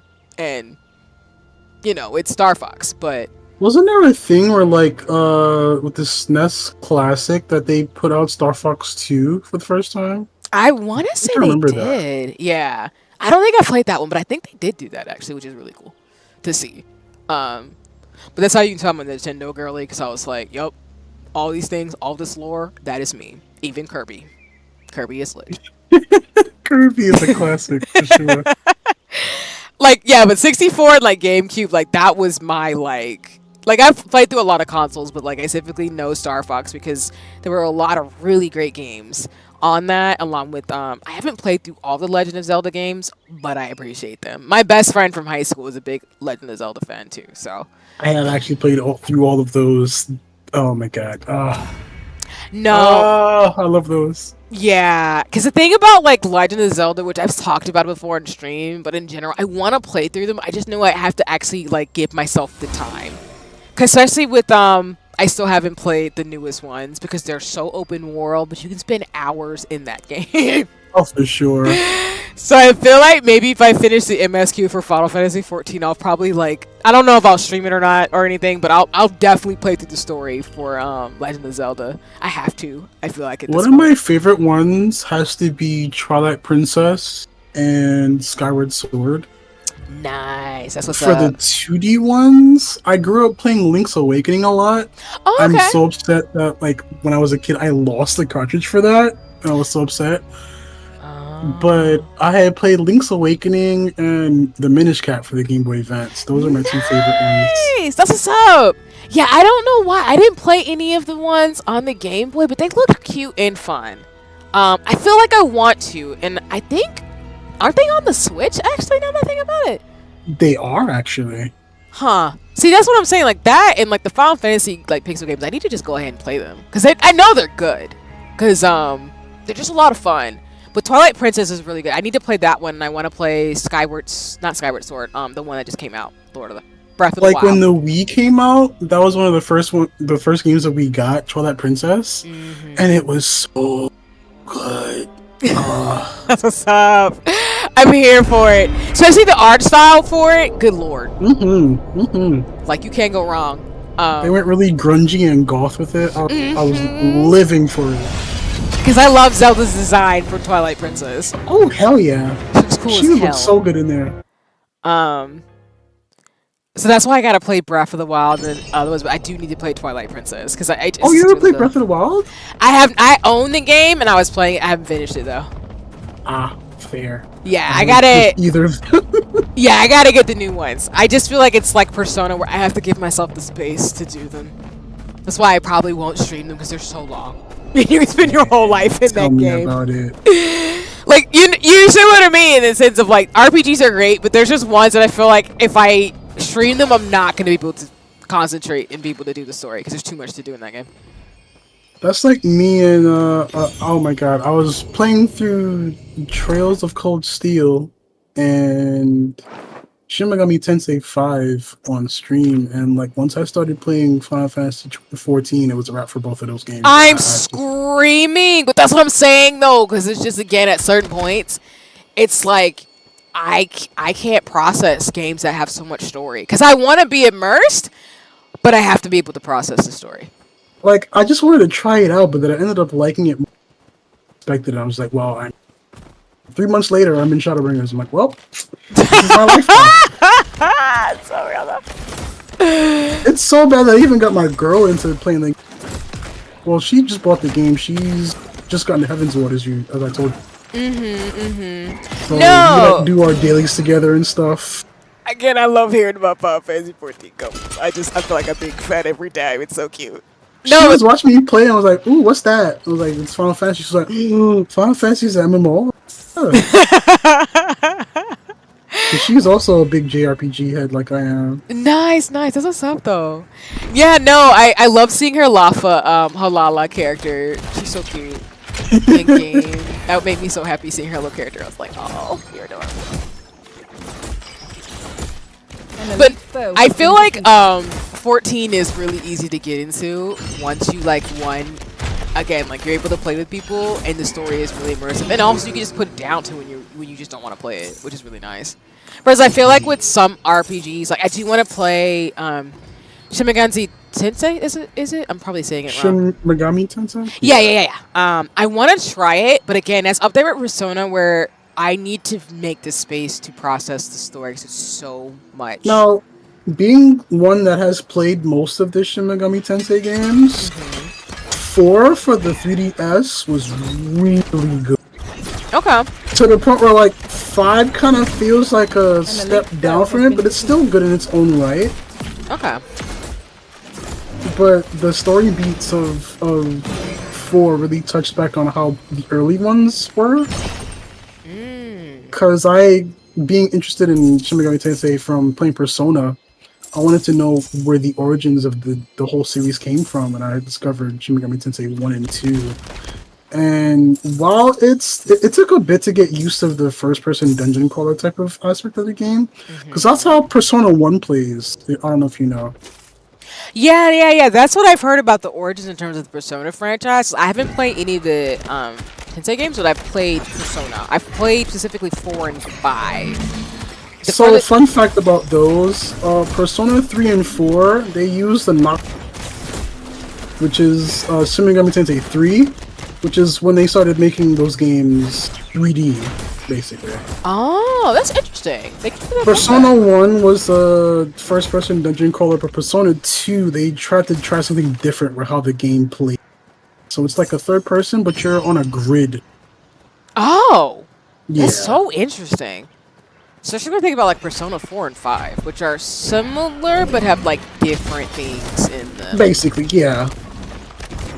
And the thing about that is like, a lot of people like to call 3, 4, and 5 the Atlas Trio because they don't give love to 2 and 1 at all. At all, you're so right though, because like people are a fan of those 3 and nothing else. Because I get for good reason, but like, please give me 1 and 2 remakes, something. Yeah, and I feel like the Tensei fandom is very sleeper in the sense of like you'll hear about it, but y'all are not as wild as like the Persona fandom, which is not shade, but Persona fans can be wild. It's like when we first heard when that 5 was being made, it was like, oh, clutching our pearls. Like, what do you mean? I was screaming because I just got back from 4 and 4 Apocalypse. What do you mean? There's another one coming? That is so funny and interesting. Yeah, because I know, like, in the Persona fandom, most people are like, oh, we're going to get 6. I'm like, we're not getting 6 anytime soon, y'all. We just got 5. Like, sit down. We just got right. They're going to milk 5 for as long as they can. Trust me. And, I mean, all of us are in it for the protagonist. So, I mean, Ren, I'm not going to lie to y'all. 5, Ren, I'm just saying, like, the nerd aesthetic, the glasses, I love it. I don't like that with each new iteration of the Personas, they like to change the canon name of the protagonists. That's fair. They do that a lot. Like, I think for for 3, when it was out, his name was Minato, but then with the movies, they changed it to Makoto. Oh, yeah, because I was thinking of Makoto first, but you're right. His name did change a lot. And then for 4, like, his name was Soji, but then they changed it to Yunami because of the anime. You're right. That's true. That is very true. And then they did the same thing for 5 when his name was Akira Kurusu. Oh yeah, before he was Ren. You're right. Royal, it changed it to Ren Amamiya. I'm like, who is that? I'm screaming, but you're not wrong though at all. That's just something they like to do. Is just try to freshen it up. I guess I don't know. Which is so strange because I feel like canonly, like people know the names, but then they're like, "Oh, it's fine." And I'm like, I mean, it's because they changed them like at least 2 or 3 times. And the animes are not. Don't watch the animes. No shade. That's the one thing about the mainline Shin Megami Tensei is that you can name them, but they have their default names, and those aren't changing. You know. Oh, so they're like canon and stuff like that. I can respect that though. Okay, you can open his chest now, I think.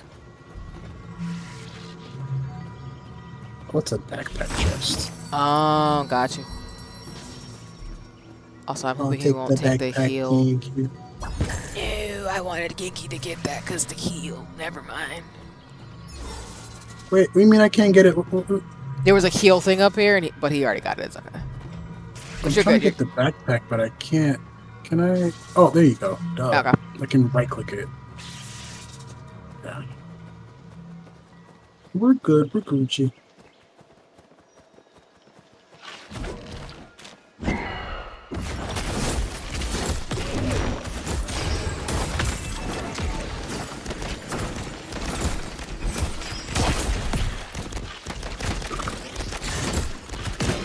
I feel like once I understand how this game plays, I'll be better at it.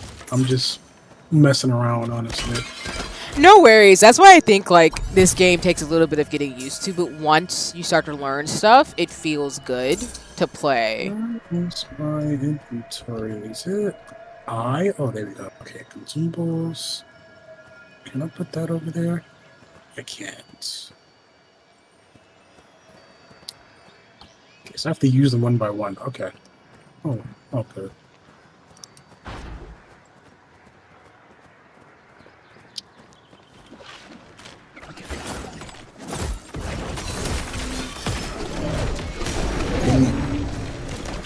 I wasted it. The Aurastorm is starting to collapse. Uh-oh. Are we near anything? Okay, we are near anything. We gotta go this. Oh, I guess this person wants to continue looting. Oh, there's one right here. Oh, wait, no, we're near one. Okay. Yeah. The one-time use one.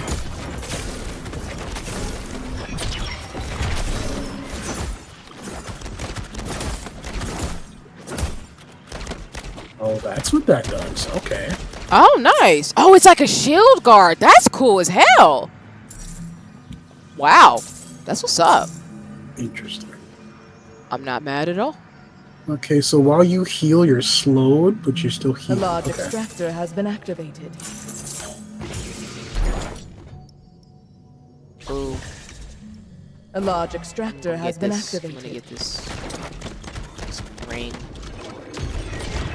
A large extractor has been activated.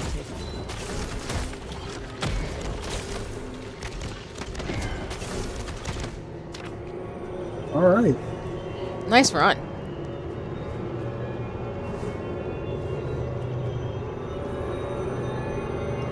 Oh, it's a belt with pockets? That's what that is? Ooh. Nice. You can hold extra consumables with belts. Okay. That makes sense. That's what's up.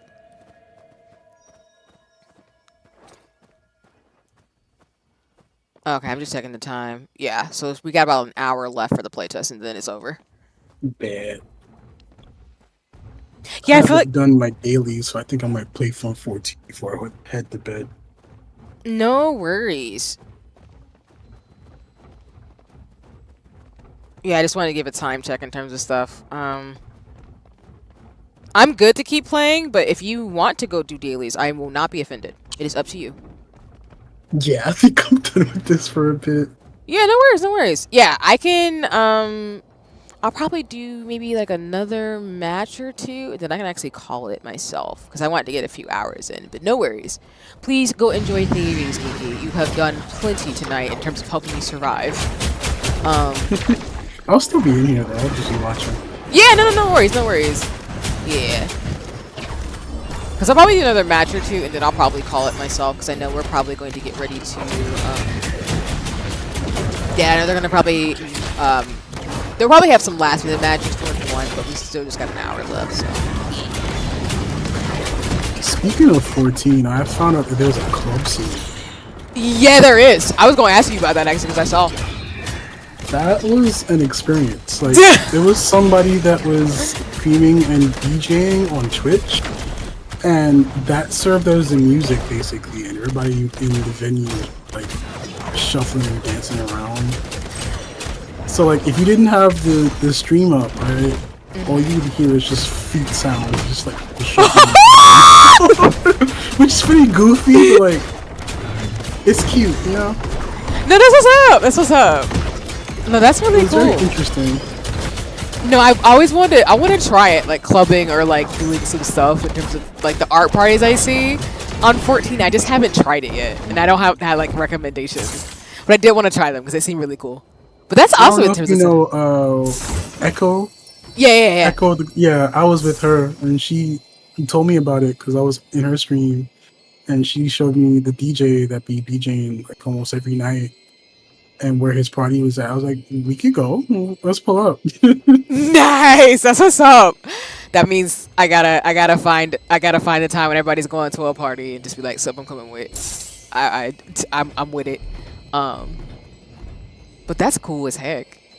And yeah, like I said, it is like I think the dailies have reset in Final Fantasy 14. That's good. You're here. You're welcome to chill in the VC, of course, while you're playing. But respectively, know where is geeky in terms of what feels good for you. It's all good, yeah. Like I said, it's fine. You can just game and stuff too. I'm gonna play a couple more rounds and then I'll probably wrap up stream. So, but yeah, you fine. I hope you do not get into the queues that you be getting into that I want to fight people on your behalf. But I'm just saying because you meanies.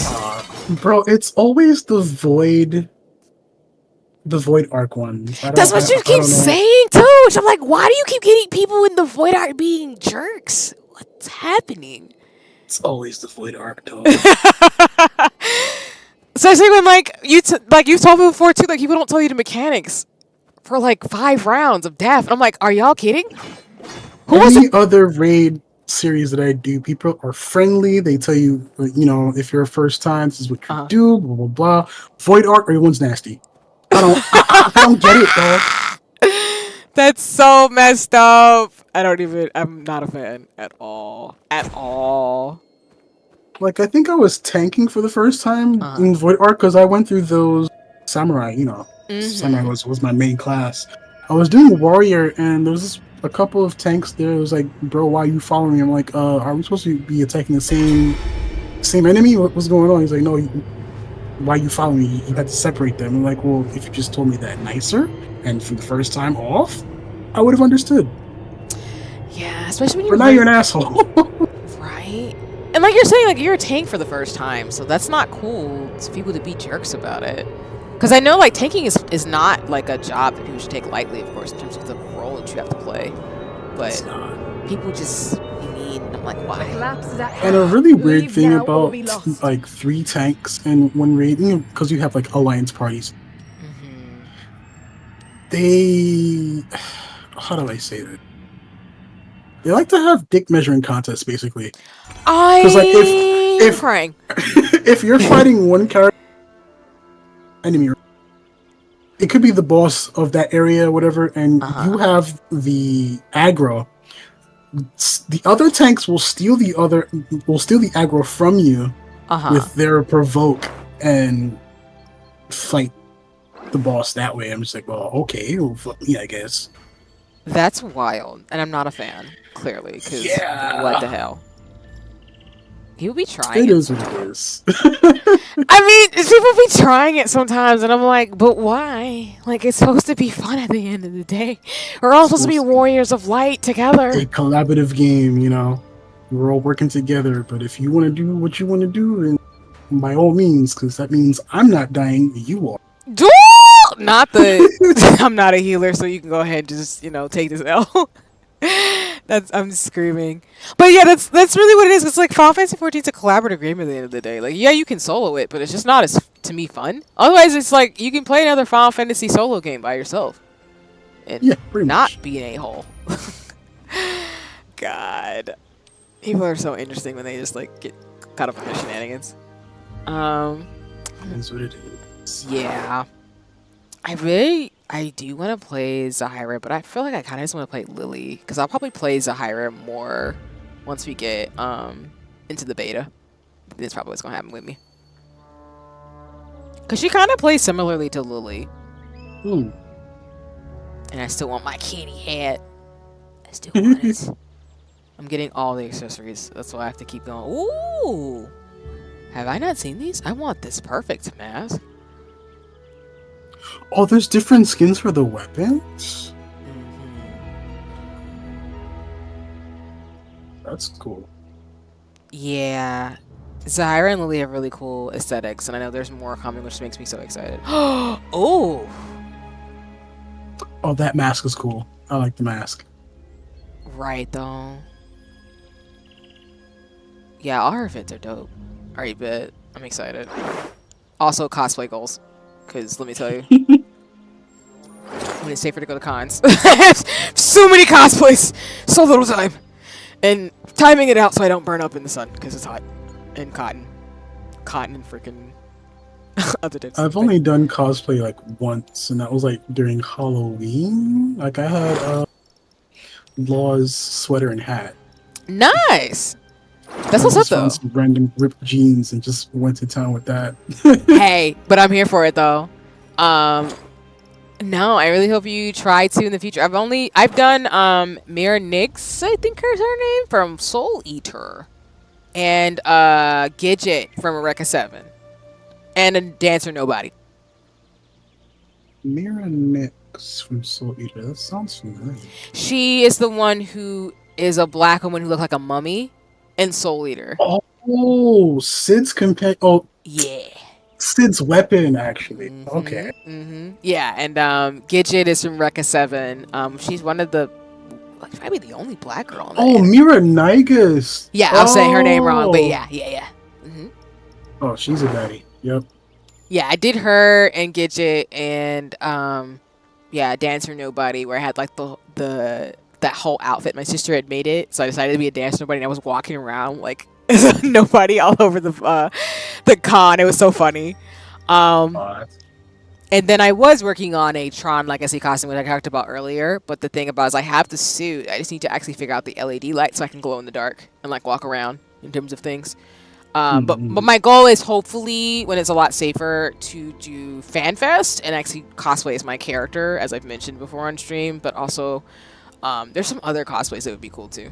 Like I want to be able to make my own stuff. Speaking of that, I forget, where's EtherCon? Oh! EtherCon is in 3 weeks? It's at the end of September, I think. But let me check. Okay.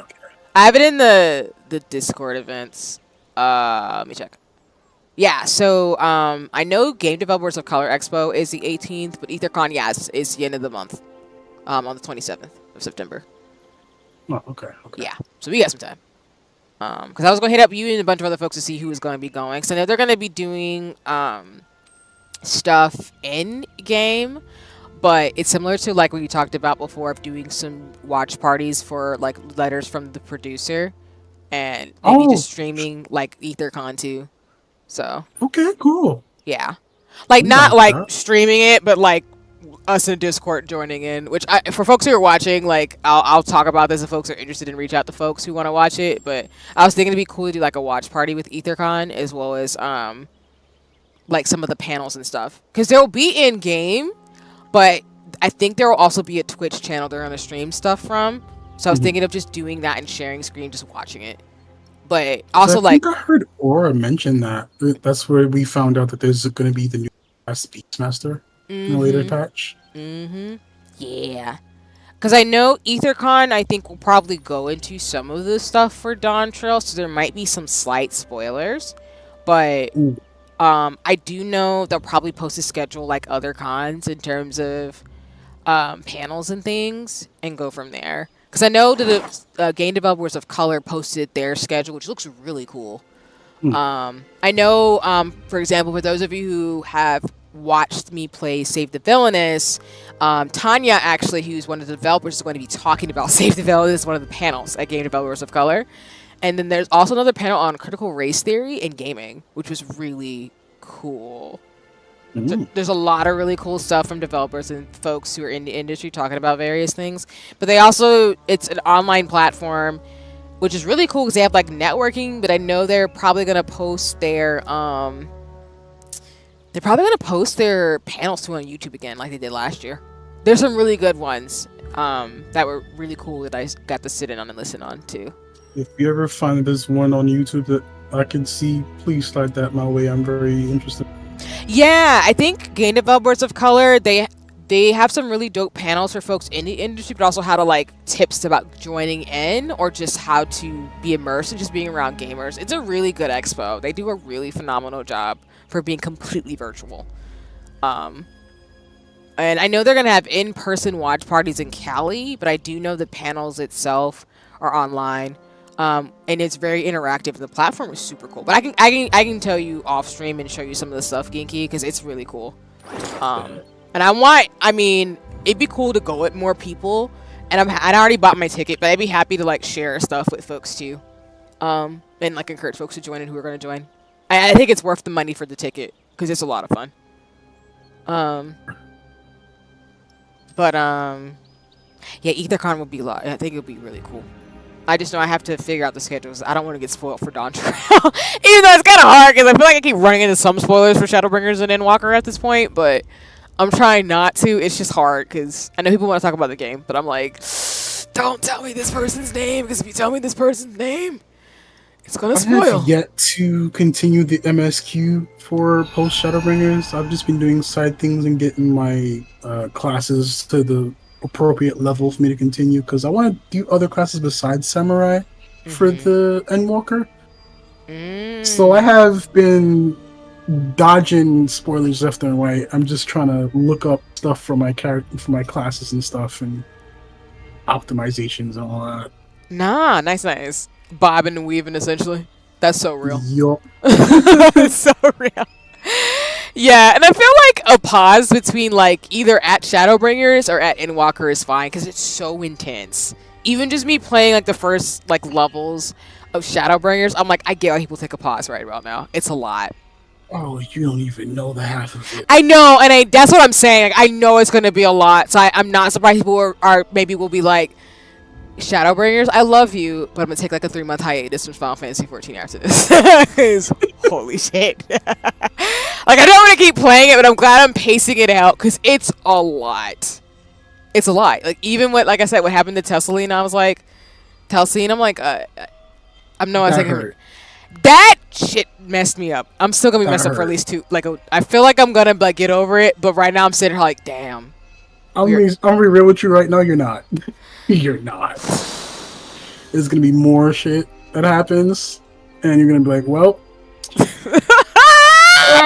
that's something that happened. Cool. No! Oh my god! And like, that's the stuff that ripped my heart out. As long as there's no like body horror or stuff that's worse than that, I will be okay. Because if there is, I gotta really pace myself. Because that's a lot. It was a lot. That was the worst in a minute. I cannot confirm nor deny.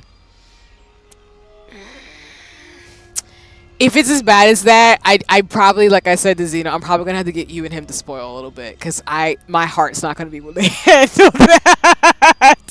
Because it's gonna make me have to like take a pause. Because that's a lot. I feel like us spoiling it would kind of ruin it for you. Damn. It would ruin the experience because I'm not too squeamish when it comes to things like that, but I am though. That's a problem. Shit. Unfortunate. Yeah, that's why Shadowbringers is like really rough for me. I love the game, but it's hard because that stuff is scary to me. I get it. But I know I can get through it. I think that's why I'm probably gonna start grinding this expansion. Oh, you will definitely shed some tears. Let me tell you, it's gonna happen. Because I don't think, at least I don't think it'll be as bad as that one scene, but I know it's gonna be rough. Like, I think that's the worst I've heard for Shadowbringers. I know Endwalker, well, I don't know if it's Endwalker, but I know there's another thing that's kind of bad like that, but that was the worst of it. I just think, like you're saying, there's more gut punches of characters, like, dying and people really going through it and you can't do anything about it type of saving situation, which I'm like, damn. Yo. That type of thing, I'm okay with. Even though, again, I appreciate you not spoiling, of course. Like, I'm okay with the gut-wrenching, because, I mean, I feel like Heaven's Work kind of set me up for that. Yeah. Because with the Sinian and what he goes through and then the dragon stuff. Yeah. If it's anything like that, like Heaven's Work, then, like, I'll be alright. But if it's more, like... story-wise, it kind of hits those beats, but, like... when it comes to character relations, it's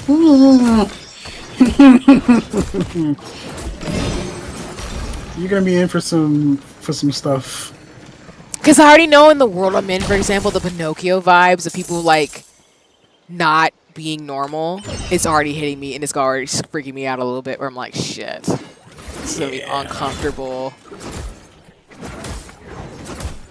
I never put the Pinocchio thing to Kalisha until you said something about it.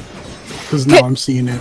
Yeah, and that's why I'm saying, like, I'm not gonna, and I will say this on stream, if it gets too much for me, y'all, I might low-key spoil it for me only because I don't know if I'm gonna be able to handle that. Because it's gonna scare me too much. But I don't know, I'm like really skittish. And Shadowbringers is really trying my life. Like the whole concept of the Sin Eaters are oh. Wow. Yeah, and that's what I mean. Like, that whole thing in itself is terrifying. So, I think, like, if it is something like that, I'm probably going to have to spoil it. Because I'm going to cry, and I'm not going to be able to keep going with the MSQ. As much as I love Final Fantasy 14. As far as spoilers go, I'm going to tell you this one thing about. So, you can't really kill them. Because once they die, the light is expunged from the host, and it immediately goes to the next person that's near, and they become the sneaker. Oh no! Yep.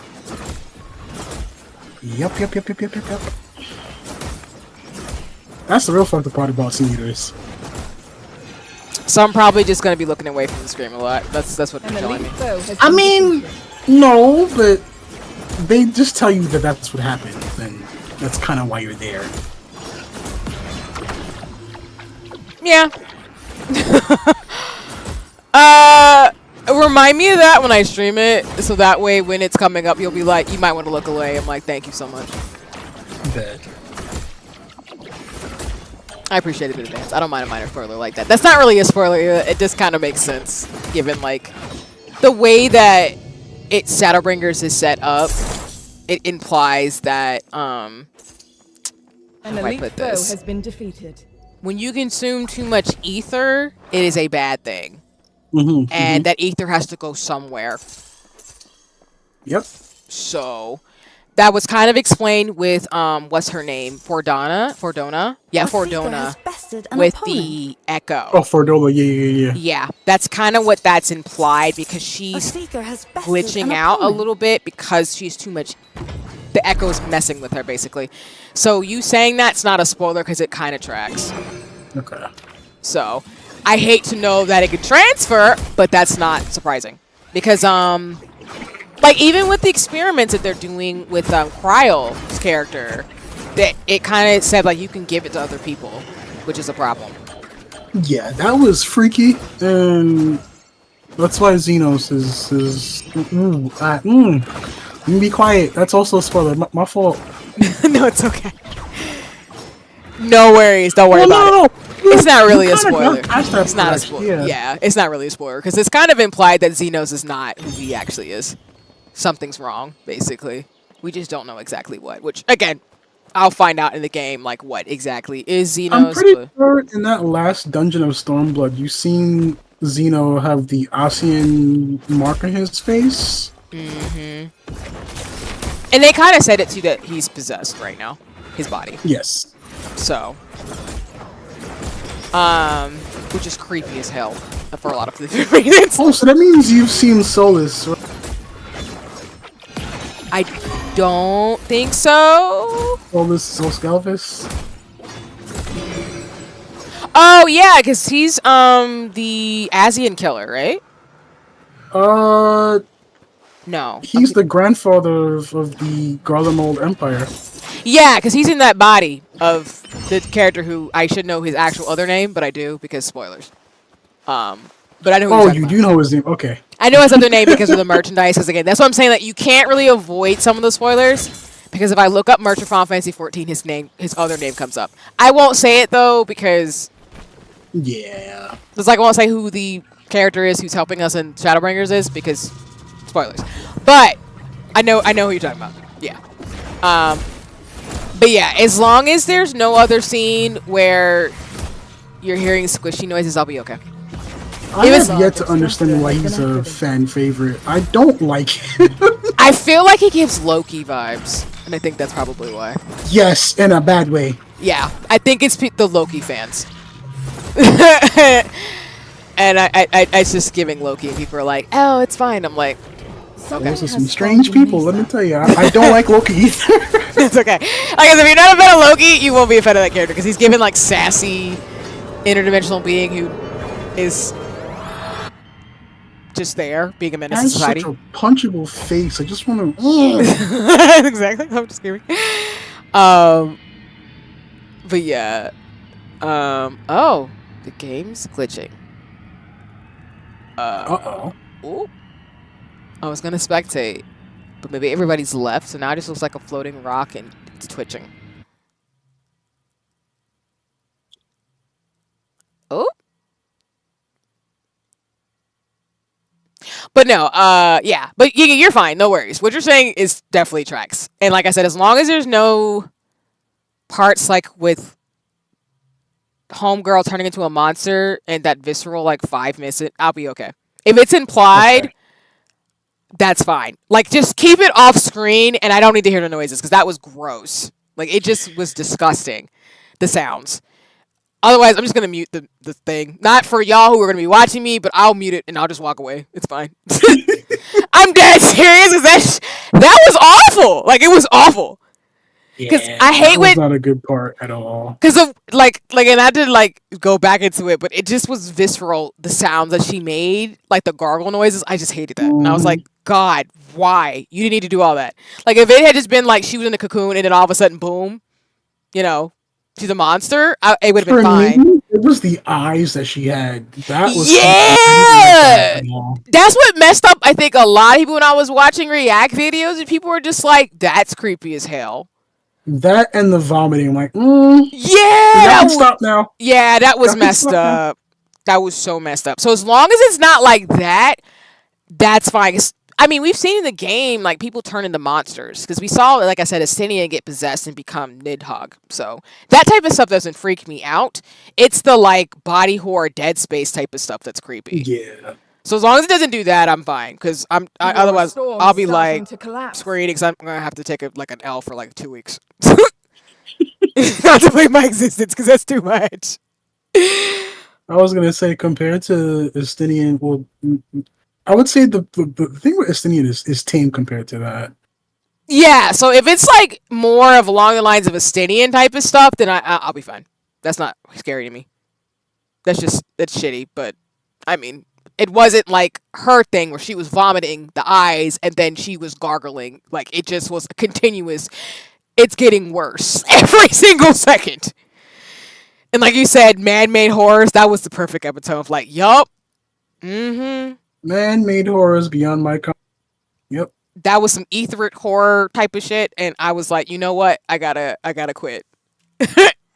Which you heard me screaming on stream because of that, because it was so bad. Because usually when folks like for example, like Suyu turned into a monster, like she turned into the boss that you fight, but that stuff's not weird. So that's why I'm saying, like, I'm not trying to repeat myself, but I appreciate you being honest with me, saying it's more like that than what I saw yesterday. Because if it's like that, that's fine. I don't have a problem with that. Because that's just monster stuff, which that happens in RPGs all the time. Hell, it happened in Sea of Stars, for example, but it was more pixel. But when, for those of you who watch the Sea of Stars stream, one of the main protagonist, like trainer, she turned into a monster at the end, and she looked gross too. But I didn't know that's what happened. I didn't even. Well, I played through, but I didn't finish it. Oh, my bad. I didn't mean to spoil. My bad. Sorry. It's fine. Don't worry about it, though. I'm not going to tell you how it happens. But, yeah, it's a slight spoiler. I'll be quiet. But, let me think of another game, because I don't want to spoil it for you. You need to play Sea of Stars. It's worth it to play through. Basically, if it's like another game that had horror like that level, it was like a JRPG. Yeah, I guess to me, it's like Final Fantasy games do it to where people could turn into monsters, and they could be kind of creepy looking. But it wasn't like that. That was more like a Resident Evil type of transformation scene. Oh yeah, yeah. So that's what I mean by like, as long as it doesn't do that ever again, I will be okay. Because I feel like Square Enix doesn't always do the Resident Evil level transformation scenes. And I've watched some Dead Space, but Dead Space was an experience. Man, I don't even want to talk about that damn game. Like, if you know, you know. Like me and Kiki are saying, with that game hurt my feelings. Because I was like, oh, I didn't even play it. I watched the Rat Blood play it, and I was like, I can tolerate Resident Evil, but Dead Space is another. Which is real though, because like But yeah, that's why I mean, like, when it comes up, and if it's something like that, like, just let me know, because I'll just look away. Cause, like, Resident Evil is it's visceral horror, right? Mm-hmm. Dead Space is atmospheric horror. Yeah. I don't like atmospheric horror. Yeah. No, I totally get you. I don't like horror in general, but I am jumpy. Yeah, no, see, that's what I'm saying. Dead Space is not a great game if you were like, I am similar. I'm jumpy. I cannot. Like, I'm gonna be like, nope. We finna get these dukes up. We finna juke. We finna run. The Scooby Gang is out. I'm leaving. Like, I don't know if I told you, but like, I had done a little. I tried to, celebrate having 200 followers on Twitch, and one of the things that I wanted to do was play Puppy Playtime Chapter 2 because I played Chapter 1. Kiki, right? no. And while that was bad in itself, it wasn't too bad. I was able to get through it. I was able to understand it. I played through Chapter 2, and I had my girl in the back as, like, moral support. It was a part in the game where, like, the little mini Huggy Wuggies are coming out the little hole, enclosed space, and I was like, Yup. Fight or flight. Turn it off. We're playing 14 now. That's what we're doing. That's so real. I appreciate the honesty, Chase video. I'm glad your girl was your emotional support. Because again, that's what I'm saying. Like, I'm not playing horror games. I'll be somebody's emotional support, but I'm not doing it. I'm gonna go throw the controller and we just all gonna be confused and sitting there just contemplating our existence. Like, the game explained to me what I was doing. I'm like, all right. And then once I seen like one pop out the hole, I was like, I'm tapping that exit button. I'm gone. That's so real. Yeah, and that's how I felt. I didn't feel like throwing my controller yesterday, but you heard me yelling and screaming, and I was just like, yeah, no. Yeah. Any more than this, I have to quit. Like, I might have to stop Shadow Prayers. Which I wasn't going to, but it was going to be one of those things where, like, if there's a cutscene, I'm probably just not going to be able to watch it. Which is fine. I'm also glad that I have classes that are within of Shadowbringers, so I could just go through it with you. Mm-hmm. No, I can appreciate that. Tell you what happens, and because I'm fresh off of Shadowbringers. I'm doing the post Shadowbringers stuff now, but no, I appreciate that. Like, I like going through it with friends. Because, like I said, I don't think I would have been able to handle that. Again, like I said, that was a 5 for me, but any worse than that, I would have had to, like, cry off stream. That would have been so awful, because it just was too much. Not in the middle of the night either. Like, it was late. That's the problem. Like, all right. Yeah. Like, it might have been a little bit better if I had been playing that in the daytime, but because I wasn't and it was so late, the fact that happened at that time, I was like, I was glad that I was streaming that during the daytime, because, oh boy. Yeah. That's not something to look at night. That's for sure. Yeah, no, for sure. And like I said, I'm glad that, like, at least, again, I appreciate you as a friend, because I appreciate when folks are like, I won't spoil it, but it's not that bad, you'll be fine. And I'm like, thank you, because I need to know these things. Otherwise, if it's going to be awful, I'm going to cry. Mm-hmm. And at least, like, you won't do some people what they'll do in horror stuff where they'll lie to people, and I'm like, I don't like that. Don't lie to people about that type of stuff. Yeah, that's not nice. Because people can get panic attacks or stuff like that too, and that's not cool. That's extra not nice. Alright, let me see. I'll do probably one more game, because I think... Oh, nice! I got to level 3! I'll probably do one more game and call it for stream, because I know there's probably about 30 more minutes. So there's probably going to be a couple more matches left for the night. Yeah, like the last time I played, I only got into like the last 10 minutes, and it was like the last game of the playtest. So I barely got anything done, but I couldn't also understand what to do. That's so real. No, so now that I play with you, I understand it a bit more. Nice. I'm glad to hear that in terms of like the mechanics and stuff too.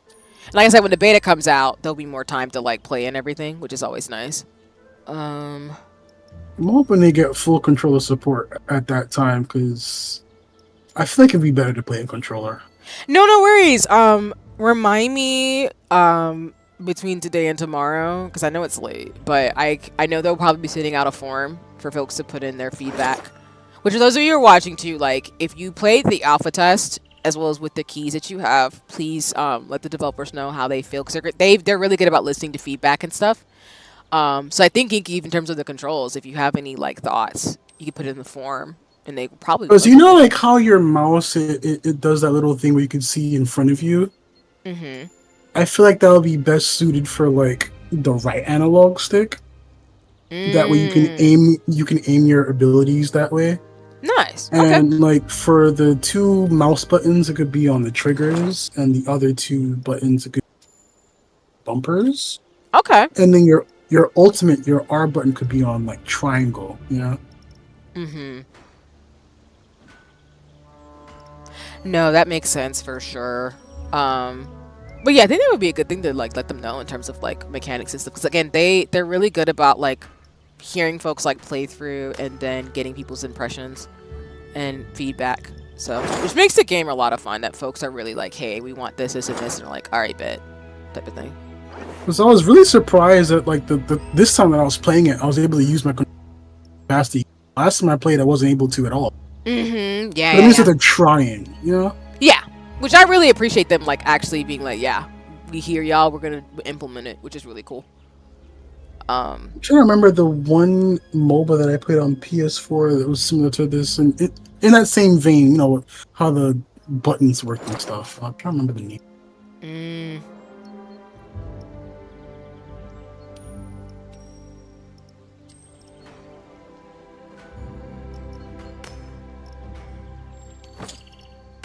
Going through the classic unskippable in the roulette. Crying. Gotta teach old man Gaius a lesson again. I'm crying.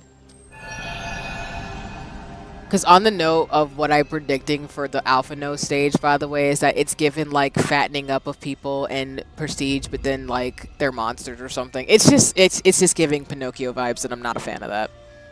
You're close, but also far. Again, we'll just let. That was. I'm probably gonna ask you after stream what it is, because I'm gonna know it's gonna freak me out. So it's okay. It's fine. Well, it's only something that got revealed at the end of Shadowbringer. I feel like that in itself is a spoiler, and I feel like you should find out at the same time I did. I mean, if they're turning folks into like fucking monsters, that's already bad enough as it is. Oh, no. That's really not the worst part. Like Zeno said, that's really not the worst part about it. The fear in my heart that's there now. Oh my god! Am I gonna get through Shadowbringers? I don't know if I will, actually.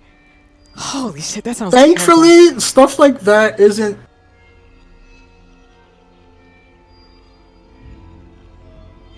But towards the end, it really...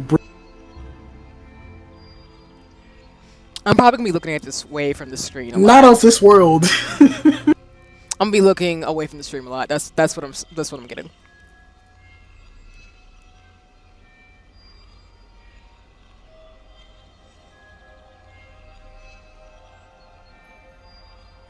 But I think you'll enjoy it. I enjoyed the entirety of Shadowbringers for bring to the story. Oh no, I know the story's good. It's just the monsters and the transformation shit is too much for me. Yeah, I understand. Yeah.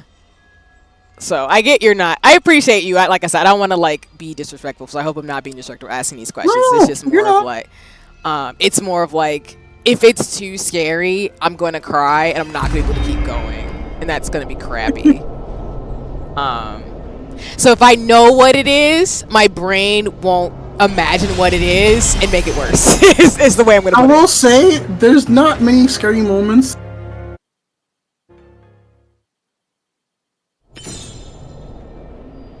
Because the way, like I said, that Tesseline transformed, that made my brain, like I said, viscerally not be happy.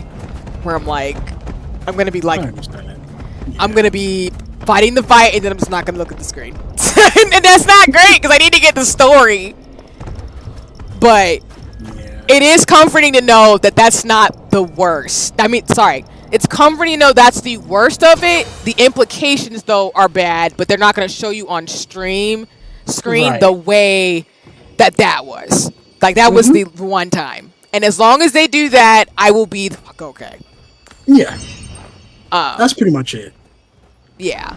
Because the transformation stuff, if they did that, like, on some horror movie shit, I'm going to be real with you, I would probably have quit playing. Like, that would have stopped me completely. I would have been like, nope! I'm good. I'm a skip Shadowbringers. I'm a buy something in the shop and just skip Shadowbringers. Like, I will get the playthrough and just get through Endwalker.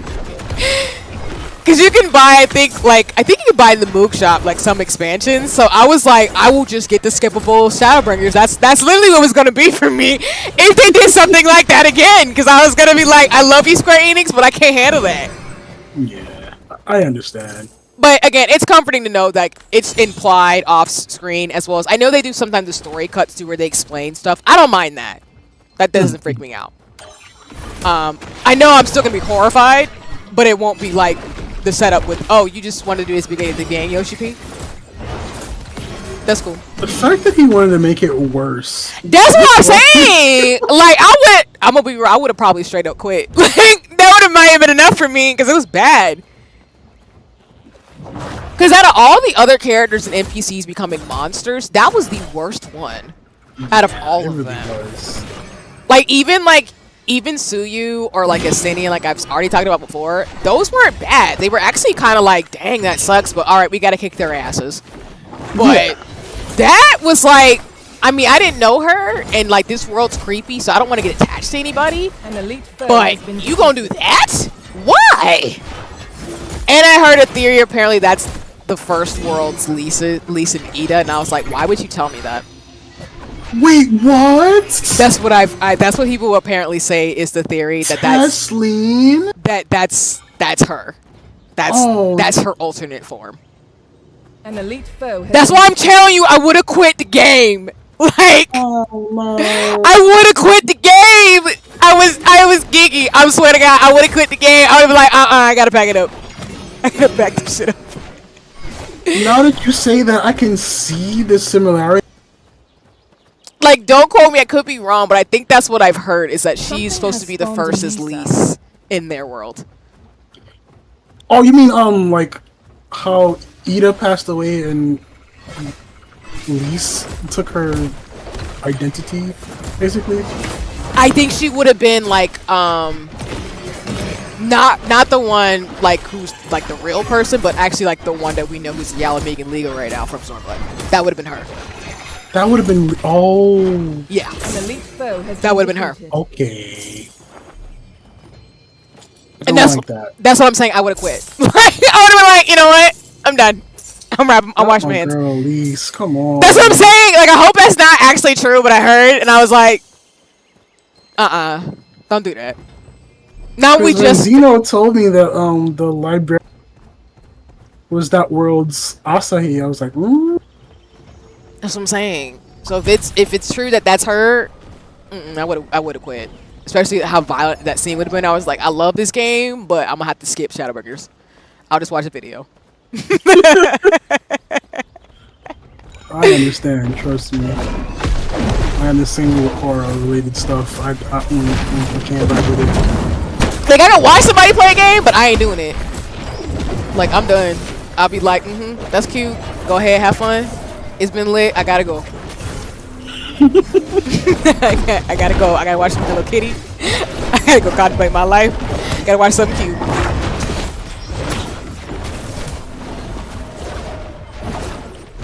Rival Seeker defeated.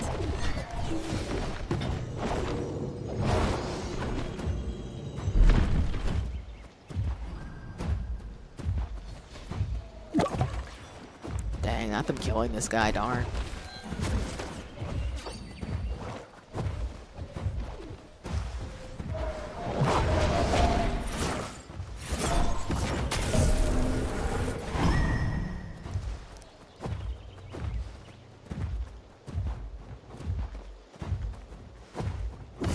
Yes, please heal the monk. Please, they're about to die.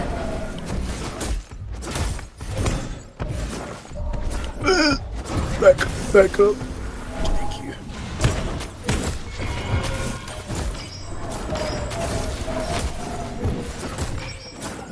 Oh.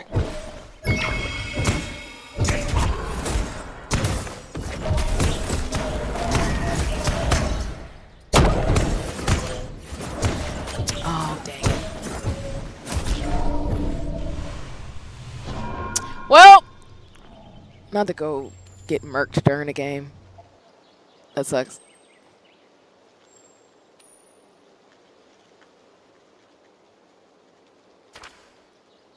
I can't go out on a lose.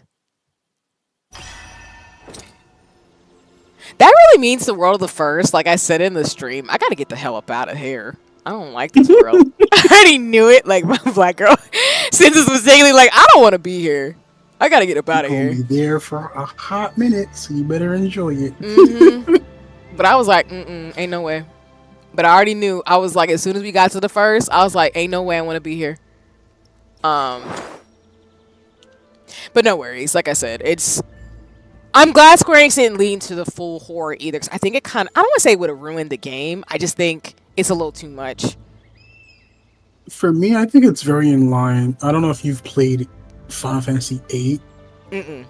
But there is some horror stuff in there that's kind of... Oh, and I feel like this expansion is based off 8, huh? At least as part of the story. I can neither confirm nor deny. That makes sense then. Okay. I didn't know that, though, because I've never played 8. Even the part where she transformed her shit like that in 8? Oh my god. Well, not necessarily, but it's kind of ugh. Stuff where you're just like, I need to contemplate my existence for a little bit. Yup. Fair. Fair and valid.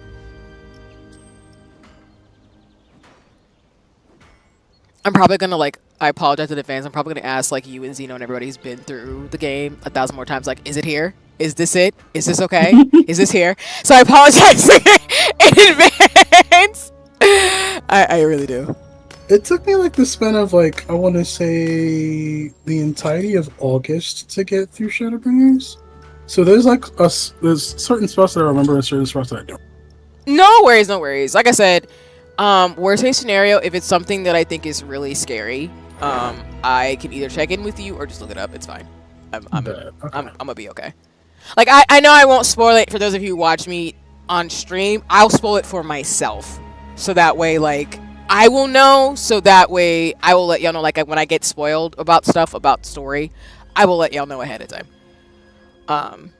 But yeah, like you've been saying before, since that's the worst of it. Besides like they'll explain the story and imply stuff off stream, I'll probably be all right. Yeah. So, but I think even in that main too, they had to show you it to tell you that, yeah, they're gonna have to explain that and it's gonna get bad. So I got the message, Square Enix. It's gonna be bad in Shadowbringers. I get it. I got the message loud and clear because a bitch was pressed. Excuse my language. Like I was pressed. I was tight. I was like. Now that you told me that's that world's Ida.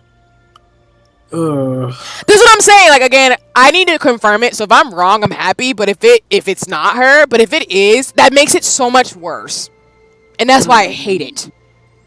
Because even the thought of that being her is horrifying. Which is why I had to contemplate my existence last night. I was like, you gonna do me like that? That's what I'm saying, Gigi. Like, really? That's what we want to do with the story right now? Hurt my feelings like that? I was pressed. And every single person I've seen react to it, no matter if they've played it or it's a long time ago, everybody was just like, oh. I think it's like you said, it's the vomiting and like the eye part with the mouth open that messed people up. And then when she comes out, you're just like, oh. Because even though I want the art for Shadowbringers, I might not even buy the art book because I don't want that in my house. So real. I understand. I might have to look at the art book for Shadowbringers, and if Tesla's in there in that form, I ain't buying it. I'm so serious. I'm gonna skip that one because I'm gonna be like, I'm gonna be so pressed, which is sad because I want all the art books, but I can't. I understand for sure. I love Square Enix. I love y'all. I promise, but sometimes I just be doing too much. Exactly, and I have to know our limitations, and one of them is we not doing that, not before bed. I like to be able to sleep at night. Thank you so much. That's we got all the lights on. It's like 1 o'clock in the afternoon. The sun is out type of vibes. I'm lucky that I did that during the day. No, I think that was smart. I think playing Shadowbringers in the day is smart. And I think it's getting to that point where I might just exclusively play Final Fantasy on Saturday so I can play it in the afternoon. Cause ain't no way. Ain't no way. I ain't doing that stuff at midnight. That's too much. We're gonna have to play a Hello Kitty like Island Adventure or something, whatever that game's coming out on the Nintendo Switch. Right after that. Like, I'm so serious. Is that serious? Man. Not the Hello Kitty. Is that serious? Like, I watch anime with like cute children or something. Or just watch like, you know, cute baby videos on YouTube just to contemplate my life. Cause ain't no way.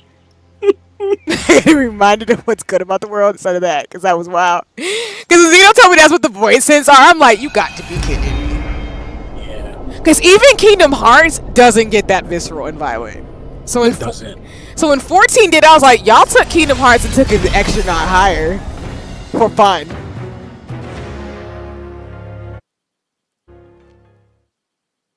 But I think it's thinking about it. Oh my god. That's what I'm Genki. And I'm sorry to mess you up again, cause I'm just it messed me up. The thought. The audacity. Cause even like in 12, I want to say it doesn't have those horror elements. It has more of the tactics, like you're fighting the what are the dudes in the armor called? I forget what they're called. Like, I know it's basically Garland mode in 14, but like then they're another name. I can't remember the player, but I know what you're talking about. Yeah. So it's more like that than actual like horror stuff. It's more like somber and sad things that happen to the characters, but it's nothing like that. But there's a lot of I feel like there's a lot of hope in 12. It's very One Piece freedom vibes. So. Oh, okay. Yeah. But they're sky pirates, which is not a spoiler, but they're pirates. So, probably biased. Oh, his name, those friends, companions, is it Balfier? Yeah. Yeah. I kind of figured for me. Because, I think does he use a gunblade? I think he might. Nah, I think he's a machinist. Oh, that's what that is. Yeah. Because I know Fran is an archer, and then Vaughn and Penello. I know Vaughn's a swordsman, like kind of like Titus. And then Penello's like the thief. Yeah. Knives. Yeah. I think the last time I played, I think I made Fran like a white maiden. He had some. Oh yeah, I feel like I might have done that too, but I don't remember. But yeah. Because you can change their classes a little bit to do what makes sense in regards to the gameplay, which is cool. I can't remember if I made her a white or a red mage. I think I made her a white mage. I'll have to switch stuff out the next time I start playing that, because that's another can of worms, so to speak, when it comes to that game. You gotta fine-tune everything to make sure everything plays the way you want it to. Yup. That's not a word. Which again, it makes it like interesting when you can get into it, but it's also kind of like you got a plan. It's Unicorn Overlord. That's what I'm reminding me of right now, because I still got a plan in terms of that. Oh right, I forgot about that. I have so many games on my plate, man. An elite foe has been Too defeated. many games. A lot of good gaming ahead, though, as always. An elite chest has been opened.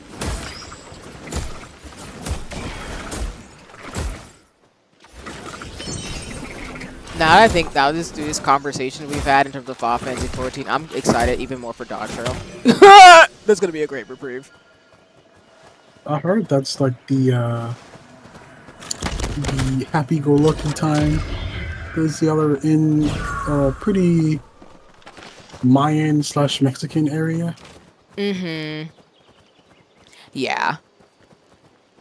I kind of spoiled myself looking at the intro, because I just randomly played them on my screen whenever I have it open. And I see what's his face eating a little taco. I'm like, So he's back for real. Okay, cool. Gotcha. And I appreciate you not saying who it is, but yeah, no, that's why I try to avoid the trailers, because they give a lot of detail where I'm like, oh, I don't know what's going on, but I probably shouldn't watch this. Too much detail. Like, good Christ, man. I need to know that ahead of time? Come on. But it is what it is. It happened. And I guess the nice thing about it is the trailers do a good job of, like, they tell you details, but you're not going to know, An elite foe has been defeated. you know, how it gets to that point. Exactly when it happened.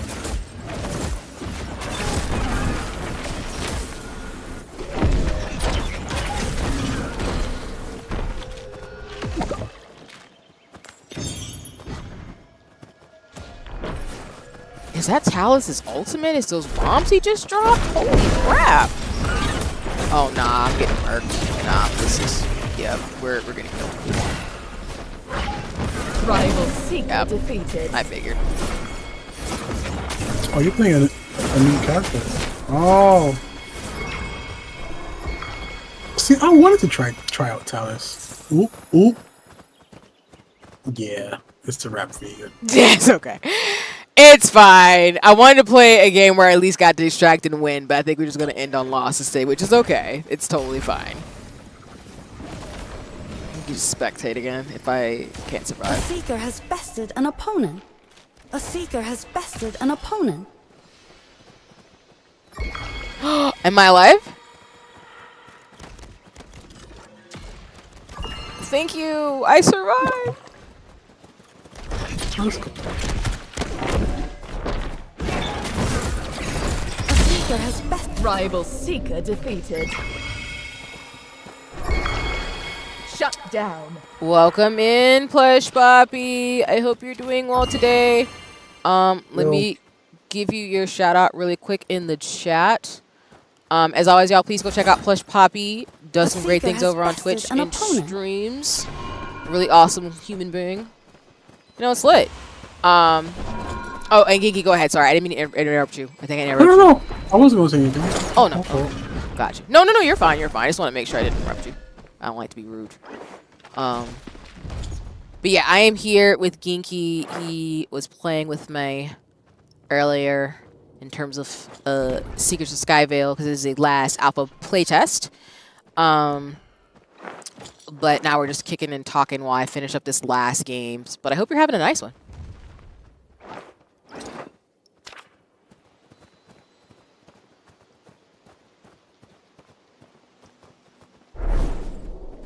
And Genki, just so I'm correct too, which I should know this, you use he/they pronouns, right? Yeah. Do you have a preference? No. You could use whichever out of the two. Gotcha. I just want to make sure. Because I know some folks put the they in front, so they prefer that, but I know people have different nomenclature. So I just want to be respectful. So yeah. I appreciate you for that. Yeah, no worries. I know I use it both interchangeably, but that's because I want to be respectful of the fact that you use both. So I hope I've said that, but if I haven't, I just want to let you know. So No. Thank you. yeah. Because we're gender inclusive around there, otherwise I will fight the world. A large extractor has been activated. Oh, let me drop my points. What am I doing? Oh, your skills? Yeah, you got that. I'm like, again, this is what I mean when I'm like, friend friends help friends. Remember to use your points. Do not do that. You cannot do that in Seekers of Skyveil. You will die. An I Oranite would have told you meteor has earlier, been but I'm spotted over in the here, sky. doing some material. No, you're fine. You're in the middle of like I mean, have you already gotten to the raids in terms of dailies for Final Fantasy 14? I got some new equipment from my machine, so I'm just doing material melting for that. No worries.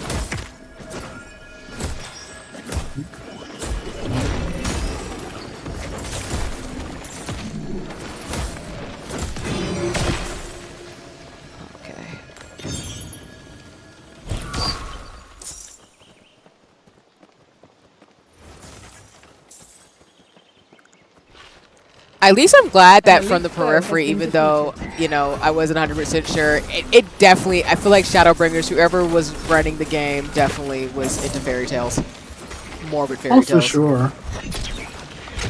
I told you that the same dude that wrote the Dark Knight storyline wrote the entire show. Aurastorm is starting to collapse. You're right, you did say that. Which I'm like, of course. An Oranite meteor So has you're kind of not landed wrong nearby. in that.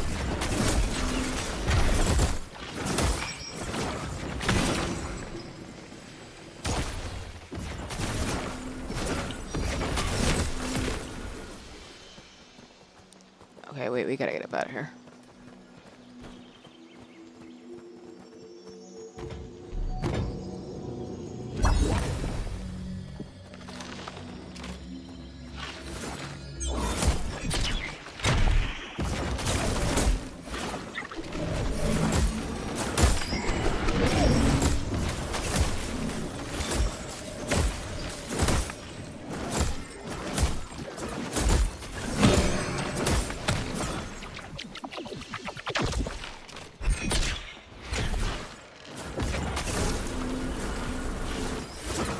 I'll probably appreciate Shadowbringer's story once I actually get through it. I think right now I'm just too scared.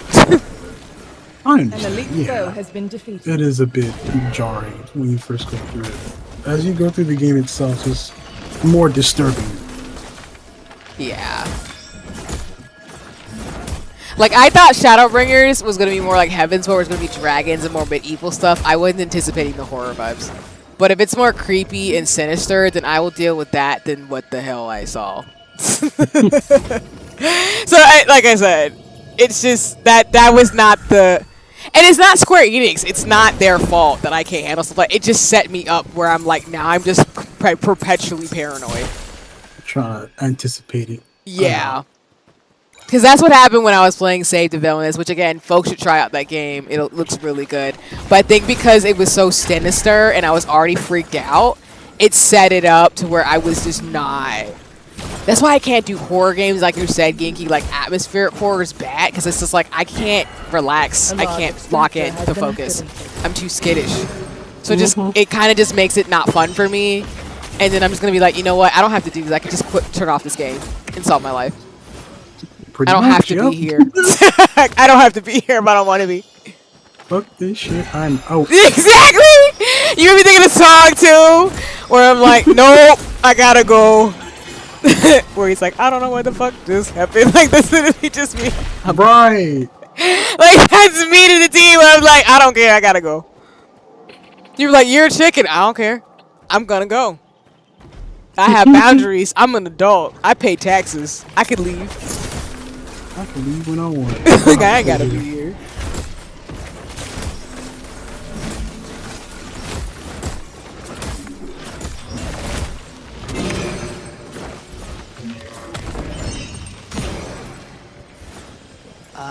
Where's the extraction point? You can open up the map with tab, but I know tab is the screenshot button for you, so I'm not going to tell you to tap that. Yeah, I'm thinking we should get up out of here, but they want to keep extracting. I might dip out. I think you got to be the one to be like, hey, we got to go. Yeah, I'm finna go. Like, I'm getting up out of here. Cause Okay, so I think on your map it's south. yeah. You? Because we've got 3 minutes till extraction, so I'm like, let's get up out of here, y'all. I'm too conservative for this.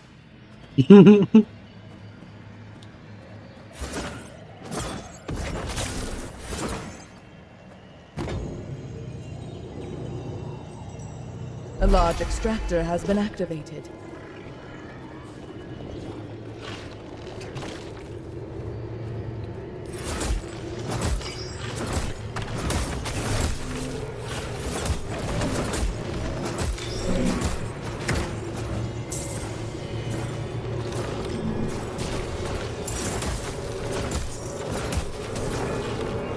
Nice. What's up, Toko? Welcome in. I hope you're having a nice one. Let me give you a shout out. Y'all should check out Toko. Toko's a great artist, plays dope games, also a Final Fantasy 14 player, and it's lit. So, yeah. All right. I think. Oh, it's 1. So I think they're gonna stop like right now. I think that was probably the last run of the night. Okay. I can switch up my boots. Oh, I can't wear those. Never mind, I lied. I lied! You took some that you can't use. I'm crying. I would do some ish like that, but that's okay. But yeah, Toga, we just finished. We were playing the alpha test for Seekers of Skyveil. I've been kicking it with Ginky. He's been super cool as always. Ginky played with me for a while, but I decided to do a few more matches, and I think we're done for the night because I think the alpha test is closed officially. Yeah, queues are disabled. Okay, we're good. I haven't touched Final Fantasy 14 in a long time. No worries. I think you and a few other folks have said that too. And whenever you're welcome to join into the fray, there's so many of us, including Ginky. I've been talking about Shadowbringers, which struck fear in my heart, but now Ginky has helped me to keep going. Not to say I was gonna quit, but now that I know it's not like that. It's not as bad, but yeah. It's not as bad as disturbing. It's gonna be disturbing, but it's not as bad as that. I'm okay. Because otherwise it's going to be like, well, we're going to buy an expansion in the Moog station, and we just going to go ahead and Endwalker. It's just cool. We won't talk about it. We won't acknowledge it. We just going to pretend I played these Shadowbringers. But yeah, we're going to stop it here because like they said, playtesting is ending soon, so the queues are disabled, which means the North American and the European playtests were good. Let me see first if there's anybody I can send y'all to, and then we'll kind of talk about impressions, and then we can wrap up stream for the evening.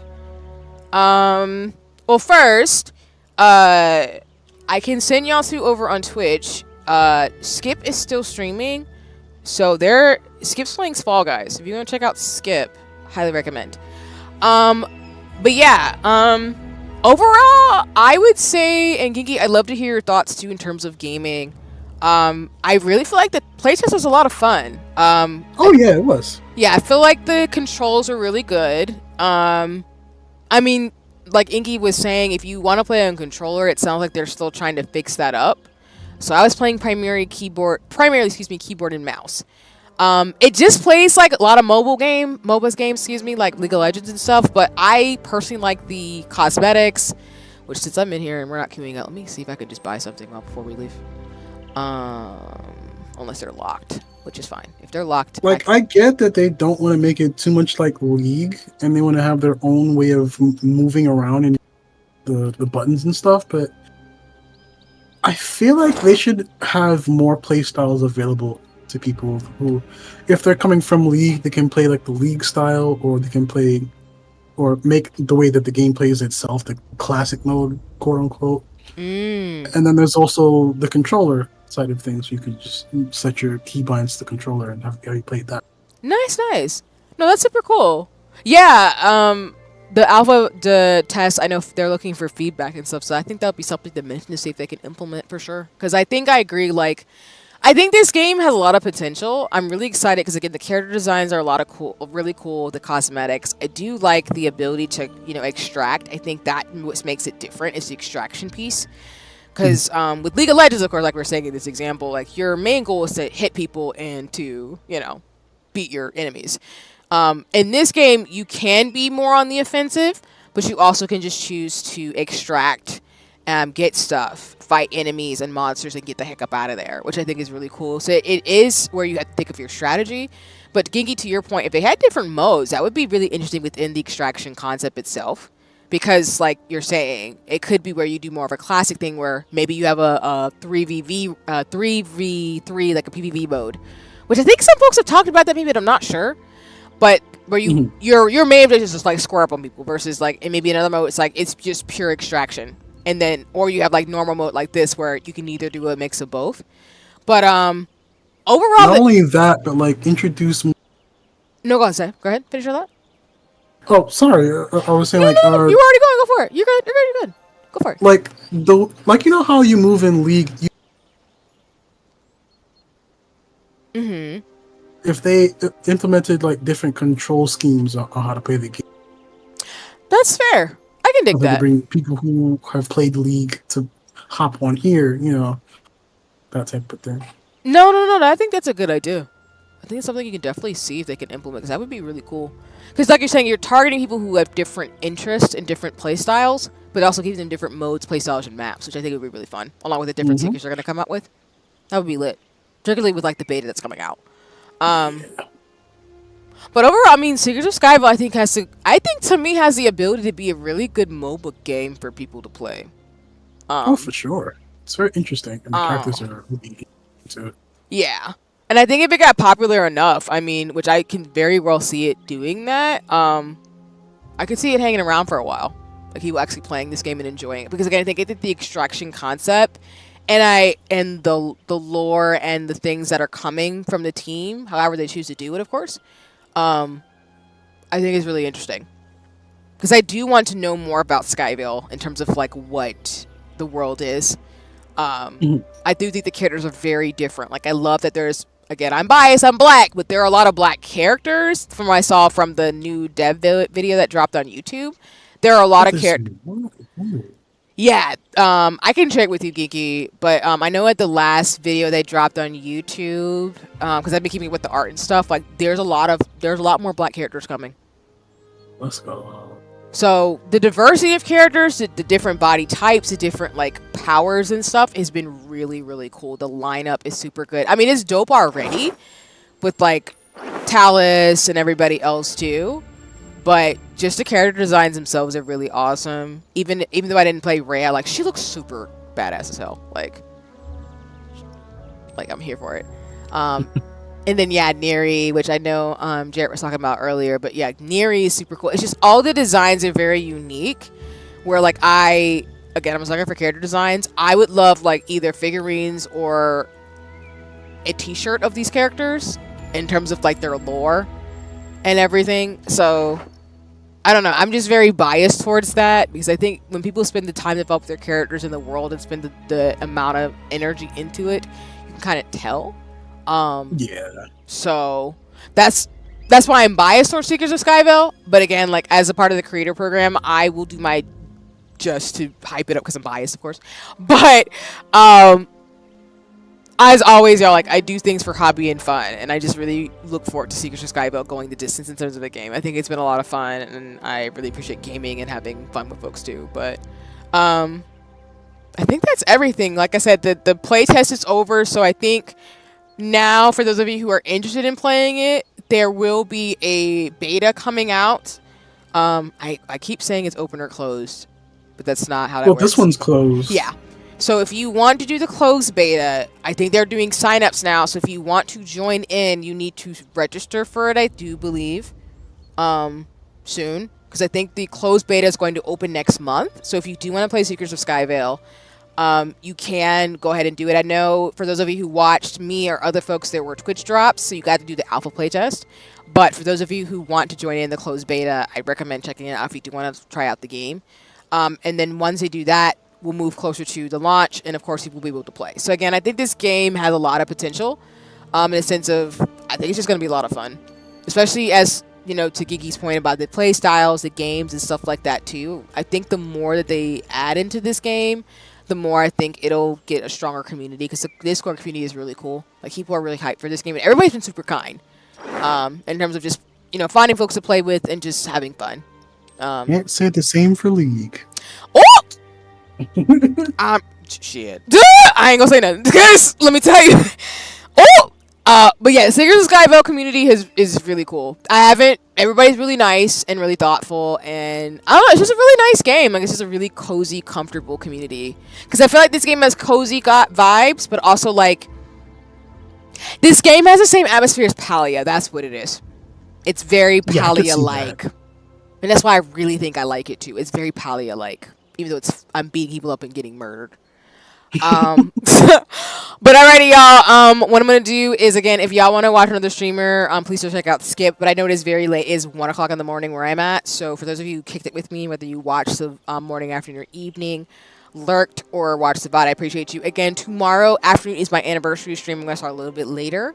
So if you want to join me and everybody else coming through for Mario Kart, reveals for stuff, as well as more Final Fantasy 14, please join in. But like I said, there will be VODs, just like there will be a VOD for this. But for now, I will just scamper away. Just log out from here. Again, shout out to Ginky. Thank you so much for playing with me. It's always fun. Ginky is lit. So again, I'm just going to drop it in chat one more time. Please go follow Ginky.